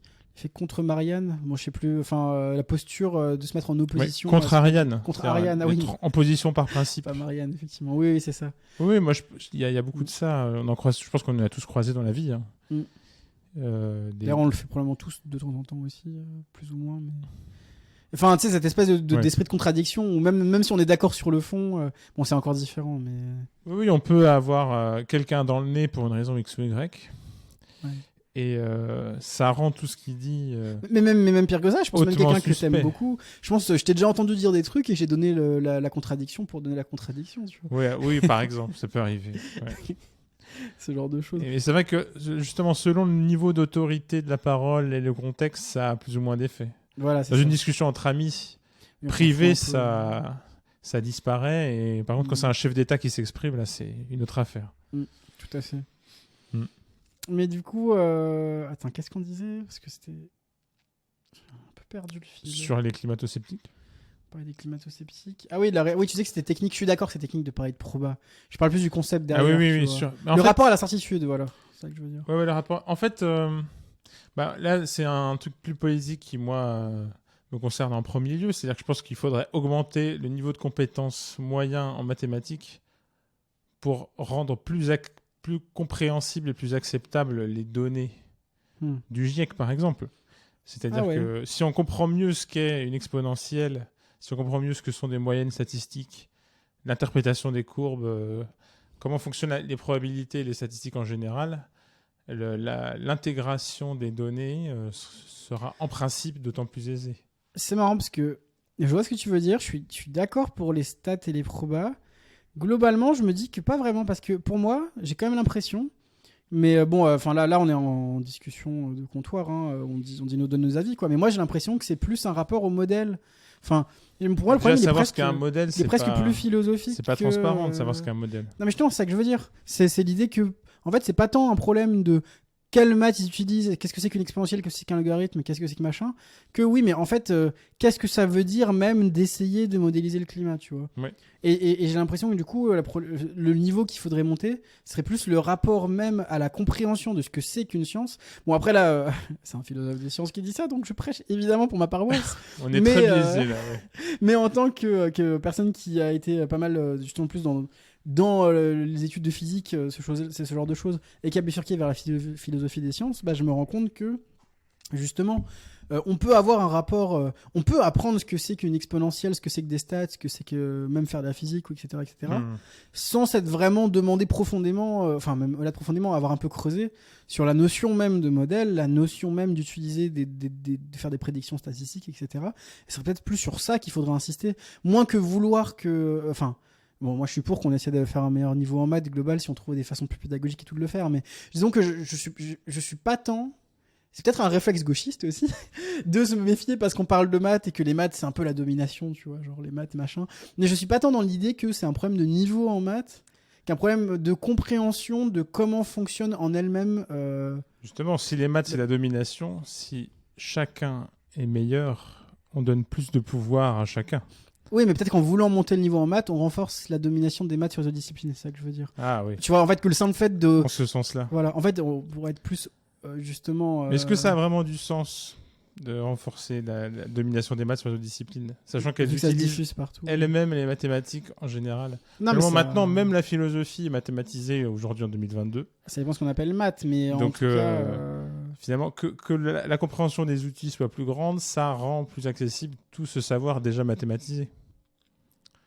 Bah bon, là, je fais un effort aussi parce que moi intuitivement j'ai été formé très dans les maths et tout, donc j'ai aussi un peu envie d'aller dans ton sens, mais je trouve que tout ça participe quand même d'une. Est-ce que c'est pas aussi justement parce qu'on met plus en avant je vais faire une opposition qui n'en est pas une du tout, parce qu'il y a des maths en philo, mais les approches de type mathématiques quantifiées, scientifiques, sur les approches plus conceptuelles, type philosophique, où on va se demander conceptuellement, tiens, mais plutôt que de faire des modèles et faire des calculs dedans, se demander, mais qu'est-ce que ça veut dire faire un modèle, et quel sens ça a de faire un calcul dedans, que justement on se retrouve avec des gens qui se disent que d'un côté t'as les scientifiques qui ont fait des maths, qui ont fait de la physique, qui ont fait de la chimie, qui ont fait de la biologie, qui ont fait je sais pas quoi, tu vois, et qui utilisent leurs maths et qui ont leurs gros outils pour quantifier et nous dire ce qu'est la vérité, qui fait du coup des sessions où t'as ceux qui savent, qui sont ceux qui comprennent, ceux qui savent pas et qui comprennent pas, alors qu'on pourrait imaginer former une population à ne pas forcément savoir ce que fait exactement la science, mais comprendre plus globalement ce que c'est que faire une science, tu vois. Ouais. C'est dans ce sens-là que je disais ça. Ce que tu me fais dire me fait revenir sur ce que moi j'ai dit avant, mais oui. En fait, oui, c'était l'hypothèse idéaliste de croire qu'en faisant monter le niveau de compétence global dans quel que soit le sujet, ça améliorera la société, en fait. Ça, je sais pas. Globalement. Mais ouais. c'est vrai que oui, c'est un peu idéaliste et simpliste, mais là, j'ai eu une poussée romantique. Non, moi je pense que pour c'est. l'instant, j'en ai conscience. Je pense que c'est pas débile en soi. Il faut bien trouver des axes, se dire tiens. Je n'ai pas dit que c'est débile, j'ai dit que c'était romantique et idéaliste. C'est vrai, c'est pas pareil. En bon français, on peut se le permettre. C'est vrai. Non, mais en soi, je pense que c'est pas faux. Faire monter. Je pense que c'est un rapport à un niveau de compétence quand même. Je pense juste qu'on peut pas. Je pense que c'est pas un problème mathématique. Voilà, là c'est une intuition. En vrai, j'en sais rien, mais pour moi c'est pas un problème de niveau en maths. Pour moi, c'est un problème de niveau en compréhension de ce que c'est que la science. Tu vois. Ouais, ça je suis d'accord. Ce que ce sont les sciences d'ailleurs. En fait, je suis d'autant plus d'accord que je pense que ça va ensemble. C'est-à-dire, pour bien faire comprendre ce que c'est la science, il faut quand même passer par des outils mathématiques minimum. Minimum. Oui. Et notamment je suis d'accord. Moyenne. Oui. Exponentielle. Oui. Probabilité. La liste pourrait être longue, mais le truc, c'est que c'est des choses qui sont faites en maths. C'est pas si évident que ça. Il y a quel pourcentage de la population qui va au lycée général? Pas tant que ça. Certes. Si tu regardes vraiment... Enfin, quand même une bonne partie. Quoi. Je crois que c'est la moitié, un truc comme ça. Ah ouais? Si t'enlèves les techniques et les professionnels, plus ceux qui vont jamais jusque-là, je crois que c'est que la moitié. Ok, d'accord. À vérifier, mais... Non, en tout cas, à vérifier, mais je suis certain que c'est pas si écrasant que ça, les gens qui finissent en terminale générale. Ok, oui. Vraiment pas. Oui, mais disons, en se plaçant dans le cadre de la terminale générale, même là, on voit bien que ça suffit pas. Enfin, c'est pas parce que les gens ont fait des cours de maths en terminale générale que c'est vrai qu'une fois en terminale générale, tout le monde n'y est pas, c'est vrai. Mais c'est pour ça que moi, ce que je pense, mais là, vu qu'on est dans le moi, je pense que, je pense que vraiment, c'est pas tant apprendre aux gens ces outils-là que leur apprendre les recontextualiser. Tu vois, ah oui, ouais, mais je pense que si, mais en fait, apprendre à les utiliser, c'est apprendre à les recontextualiser, je pense. Mais moi, je pense qu'on peut vraiment utiliser. Tu peux utiliser des probas dans des exercices de maths sans vraiment avoir compris qu'est-ce qui fait qu'on a c'est vrai. ce truc-là. Tu peux dire je lance un dé, machin, oui, mais c'est des dés, c'est artificiel. En fait, c'est vrai que c'est vrai que l'enseignement des mathématiques, notamment celui qu'on connaît dans des systèmes français, c'est vrai que on apprend un peu les probas sans les mettre dans ce type de contexte-là. C'est ça. Même les exos en eux-mêmes, ils sont très... En fait, tout est déjà prédécoupé pour que tu n'aies plus qu'à faire les maths. Tu n'as pas à te poser des questions de modélisation, te poser des questions tu vois. Justement, il y a aussi une diversité de profils sur ces questions-là. C'est-à-dire que je parle un peu de ma vie. J'ai fait une grande école de sciences humaines. Et dans cette grande école de sciences humaines, j'ai poussé les stats et les probas, mais à partir justement de ce type de cas concret. C'est-à-dire, j'ai fait plus de probas et de stats parce que j'ai étudié des modèles précis utilisés en sciences humaines et dans des quantifications en sciences humaines. Et donc, en fait, en étudiant la quantification de la science, tu es obligé de passer par ces concepts-là, certes. Et c'est vrai que si tu passes par d'autres... Si on parle vraiment du grand public, il passe par le collège public et les programmes de l'éducation nationale. Et peut-être qu'en effet, là-dessus, la compréhension de ce qu'est la science et de comment elle fonctionne ne passe pas là. Là, ça n'a pas lieu. Si on peut partir là-dessus. Mais on va se fâcher avec l'éducation nationale si on dit ça. On voudrait surtout pas se fâcher avec l'éducation nationale. Ça serait malheureux. Non, mais en vrai, de toute façon, après, là, c'est de la critique facile. Hein. Là, c'est le moment où on sait tous les deux qu'on dit des choses. En pratique, comment régler ce problème Ouais, non. On n'en sait rien. Oui. Là, je tiens à préciser que je ne laisse pas entendre qu'il y aurait une solution facile quelque part pour régler tout ça. Et qu'il suffirait de claquer des doigts ou qu'un homme fort éclairé prenne en charge et change tout. Ou mais une oui, femme. Il suffit pas de. Non, mais il n'y a pas de solution miracle. Quoi. Oui, mais c'est vrai que le leader éclairé dans le concept un peu fasciste, il est plutôt masculin. C'est vrai. Et justement, là, je le conteste. Je pense que ça n'a pas de sens et que ça n'arrivera pas. En tout cas, même si ça arrivait, ça ne fonctionnerait pas. Ouais. Bah, typiquement, bon, alors c'est très discutable aussi, mais pour l'écologie, il y a pas mal de gens qui défendent, parce qu'on parlait de ça à la base, il y a pas mal de gens qui défendent que justement l'écologie nécessite un système horizontal. Ça serait intéressant. Je suis pas sûr que ce soit forcément. Je pense que c'est souvent plutôt des gens qui vont avoir ce type de vision et qui vont vouloir justifier théoriquement qu'en fait c'est obligé. Ouais. Comme ça leur donne un argument en plus et qui s'en convainquent probablement. Enfin, qui en sont convaincus. Mais il y avait des choses intéressantes. Il y a des arguments intéressants. Mais justement, ça a l'air délicat à démontrer. Bah, si tu prends une interconnexion, un système où il y a énormément d'interconnexions et où il faut être réactif. Faut toujours s'adapter, avoir une forte résilience au changement d'une zone sur l'autre, etc., etc. T'as quand même l'impression qu'il faut qu'il y ait en tout cas une bonne transmission de l'information, une bonne interprétation de l'information, tu sais, à toutes les échelles, quoi. Et l'interprétation se transmet mieux sur des modèles horizontaux. Bah, tu pourrais imaginer que en fait, ça dépend. Oui, tu pourrais imaginer qu'il y ait 100 000 dictateurs, chacun sur une petite région et qui discutent entre eux et tout. Mais je veux dire, en gros, disons que ça a peut-être du sens de dire que si tu veux traiter des spécificités de chaque endroit et de comment toutes ces spécificités s'agencent entre elles, tu vas avoir plus de mal avec un pouvoir horizontal qui a une vision un peu personnelle de comment on fait les choses, tu vois. Ouais. C'est plutôt ce type d'argument-là qui était défendu. Après, on pourrait aussi aller dans le sens. On pourrait dire oui, mais en fait, les problèmes complexes, si on laisse tout le monde faire, on n'y arrivera jamais. Il faut qu'une personne éclairée fasse à la place des gens et tout. Là-dessus, c'est intéressant. Justement, là, c'est intéressant parce que c'est la science qui alimente la science. Parce que une manière intéressante de s'interroger sur est-ce qu'il faudrait des modèles plus horizontaux et plus verticaux, ce serait de faire du travail quantitatif et qualitatif sur ces questions-là. Et pour le coup, les sciences sociales computationnelles, c'est le genre de choses qu'elles peuvent mesurer à partir de modèles simplifiés comme la théorie des jeux, des choses comme ça. Ouais, des simulations. Ou des simulations. Ouais, tout simplement. Mais pour le coup, c'est intéressant et il faudrait voir. Et là, pour le coup, on l'a pas fait pour cet épisode, on le fera peut-être pour un prochain. Ouais. Mais après, bon, même les simulations, ça intègre. Bon, bref, comme toute idéalisation, ça sera toujours critiquable, mais ça peut apporter du savoir, quoi. Justement. Pour le coup, justement, on simplifie de manière méthodologique, on fait exprès. Oui. Bah, sinon, on fait rien. Et justement, l'aporie de faire du qualitatif, c'est-à-dire, ça c'est vrai, mais à un instant T, à un moment H, et puis c'est pris comme ça, comme une photo, un bijou pris à un moment T, mais.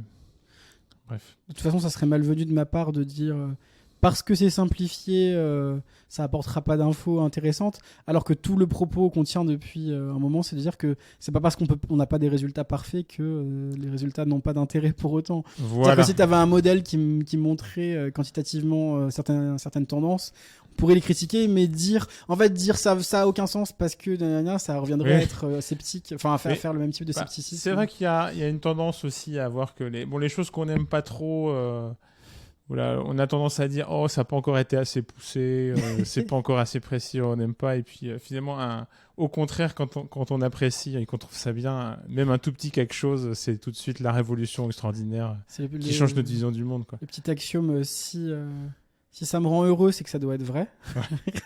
Si ça me rend triste, c'est que c'est probablement faux. Mais ça, pour le coup, là, c'est le genre de biais contre lesquels il faudra lutter, notamment pour les questions les questions de changement de société et d'avoir des modes de vie plus vertueux au niveau écologique pour l'humanité. C'est que si on prend que ce qui va plaire aux gens très à gauche, on va avoir plein de problèmes nécessairement. Et même chose si on fait que ce qui va beaucoup plaire aux gens très à droite, toujours. Ou beaucoup plaire aux gens très peu politisés mais sensibles à X ou Y. Finalement, il il faut quand même qu'on parte sur des bases communes de rationalité et qu'on essaie de construire du savoir qui soit commun pour tout le monde, quoi. Ouais. Et ça, quand je dis ça, c'est vraiment... C'est ce qu'essaye de faire la science. C'est ce que essaie de faire la science, mais je ne laisse pas entendre que ce serait simple. Ah oui. C'est un défi pour l'humanité. l'humanité. L'intérêt, c'est que la science fait son autocritique, justement, et même critiquée par des choses qui la dépassent peut-être sur le point... Enfin, non mais en gros, je dis ça parce que ça me fait penser à une discussion avec un pote. On est au stade où ça fait penser à des discussions avec des potes. Exactement, mais c'est important, il faut. Qui se reconnaîtra peut-être là-dedans, d'ailleurs, je te salue, BG. Mais il se reconnaîtra, il sait que c'est le plus BG dans son On lui dira en privé que c'était à lui qu'on parlait. En vrai, je pense vraiment qu'il saura. Mais du coup, avec qui on parlait du fait que, justement, toutes ces questions sont très compliquées, mais la science, les sciences, la communauté scientifique a le bon goût de travailler aussi à son autocritique, justement, grâce notamment aux sciences plus réflexives, les sciences humaines ou toutes ces choses-là, et que justement, c'est compliqué. On prétend pas que les sciences apportent des réponses exhaustives et invariables, mais au moins, justement, ça a le bon goût d'évoluer parce que il y a une critique en interne qui se fait de ça nous avait l'air objectif comme résultat, mais en fait il y a telle ou telle influence extérieure qui fait que ce résultat n'est pas objectif, etc. Et après comment on adapte la méthodologie pour enlever ça à la fois d'après. C'est qu'on se retrouve à avoir des dispositifs de plus en plus efficaces, type en double aveugle, enfin les tests en double aveugle, randomisés, enfin tous ces trucs là, où à force de produire son autocritique, les sciences mettent en place des méthodologies de plus en plus fiables, et on n'arrivera jamais au bout, justement. Et c'est ça qu'il faut faire comprendre aux gens, c'est qu'on n'arrivera jamais au bout, il y aura jamais un moment où on sera parfait, probablement dans l'idéal, mais au moins on essaye, quoi. Et il faut quand même agir politiquement par-dessus, même si la science c'est pas quelque chose de stationnaire. Oui. Et donc c'est ça l'enjeu. Mais bon. On sera jamais exhaustif, mais ce qu'on peut faire ici, c'est d'en parler de temps en temps régulièrement et de mettre à jour nos connaissances communes. C'est ça. Écoute, je suis très très heureux d'avoir discuté avec toi pendant presque 2 heures, Omar. De ça avec moi, tu veux dire ? Oui, pardon, j'en perds mon latin. Je suis très heureux d'en avoir parlé avec toi, Omar, pendant presque 2 heures. Et puis, on va dire au revoir à nos auditeurs. Écoute, moi aussi, le temps est passé très vite. Oui, mais pour le coup, c'est-à-dire qu'on s'amuse. C'était vraiment intéressant. Tout ce qu'on a dit n'était peut-être pas vrai. On a eu des imprécisions, des naïvetés de jeunes idéalistes romantiques, je pense à moi, là. Mais bon, on s'amuse comme on peut. C'est ça. Et bien sûr, on partage avec vous des positionnements, des pensées et tout, mais on n'a pas... encore une fois, dans cette émission, il n'y a pas de prétention ni à l'exhaustivité, ni à la précision parfaite. Voilà. On a dit ce qu'on en pensait. J'espère que ça vous a plu, que vous êtes bien amusés. Le pire n'est jamais certain. Et voilà, soyez heureux le plus possible. Essayez. Voilà, prenez soin de vous et éclaboussez le monde avec votre lumière. Ah si, je voulais faire une petite recommandation livre. Pour préparer un petit peu ce podcast, j'ai lu un livre qui m'a beaucoup plu et qui est très intéressant, en tout cas dans son ambition. C'est le livre de Pierre Charbonnier qui s'appelle « Culture écologique » et qui est un petit peu un bréviaire des connaissances communes que, selon l'auteur, tout le monde devrait avoir sur une culture écologique. Donc des bases d'anthropologie, des bases de climatologie, des bases de géologie, comment fonctionne ce que certains appellent maintenant le système Terre, qu'est-ce que c'est l'hypothèse Gaïa, dont on parlera sûrement un jour. Voilà, qu'est-ce que c'est, quelles sont les grandes hypothèses actuelles sur l'anthropologie humaine, c'est une tautologie, pardon, mais en gros, qu'est-ce qui fait qu'on en est arrivé là, c'est-à-dire on est passé de société des primates organisés en société de chasseurs-cueilleurs qui se mettent à tout défoncer partout. Qu'est-ce qui s'est passé ? Quelles sont les hypothèses en anthropologie là-dessus, quoi. C'est ça que je veux dire. Ok. Bref, très bon accessible livre. Et c'est vraiment très, très, très grand public. On a parlé beaucoup de mathématisation ce soir, parce qu'on adore ça. Il n'y en a pas dans le livre. Donc vous pouvez vraiment le lire, n'ayez pas peur. Okay. Et vraiment, c'est très grand public avec des références. Ce n'est pas des références universitaires. Les références, c'est telle émission sur France Culture, sur Arte, telle émission sur telle radio, telle chaîne YouTube. Et je pense que le livre a vraiment été vraiment pensé pour le grand public. Et c'est des bases très accessibles. Il n'y a pas de schéma compliqué, il n'y a pas de mathématisation. Ok, super. Voilà, et le livre se lit très bien, 300 pages. Voilà, aux toilettes ou à la pause au bureau, ça passe. Bah écoute, moi, petite recommandation, parce qu'on a parlé vite fait d'avenir climatique et en fait, ça nous a amené dans plein d'autres choses. C'est juste quand même, je voudrais pas donner l'impression, parce que j'ai fait des critiques, on a un peu rigolé, mais je trouve que c'est une vraiment bonne association globalement, qui essaye autant de traiter l'aspect communautaire, comment on se serre les coudes et on avance ensemble pour faire changer les choses à terme, garder contact et tout, que sur les présentations. C'est très sérieux, c'est très dans la bienveillance, ça plaira pas à tout le monde. Mais allez faire un tour sur le site, il y a de la documentation. C'est bien documenté. Et sinon pour ceux qui seraient intéressés pour creuser des analyses plus scientifiques de ce qu'on doit faire vis-à-vis du changement climatique, il y a le groupe de Scientist Rebellion qui produit pas mal qui récupère pas mal d'analyses et de méta-analyses autour du changement climatique pour essayer de mettre déterminer des modes d'action efficaces. Ça peut, voilà, moi j'ai bien aimé, j'aime bien ce site-là, et l'association a fait du très bon job ce week-end, donc je parle de ici aussi. Ouais, donc merci beaucoup à Pierre Charbonnier pour son livre Culture écologique, à l'équipe, à l'Avenir climatique, l'association, et au site Scientist Rebellion. Voilà, et surtout, merci à vous pour avoir écouté ce podcast jusqu'au bout. Oui. Et à dans 2 semaines pour le prochain. Des bisous, au revoir. Ciao.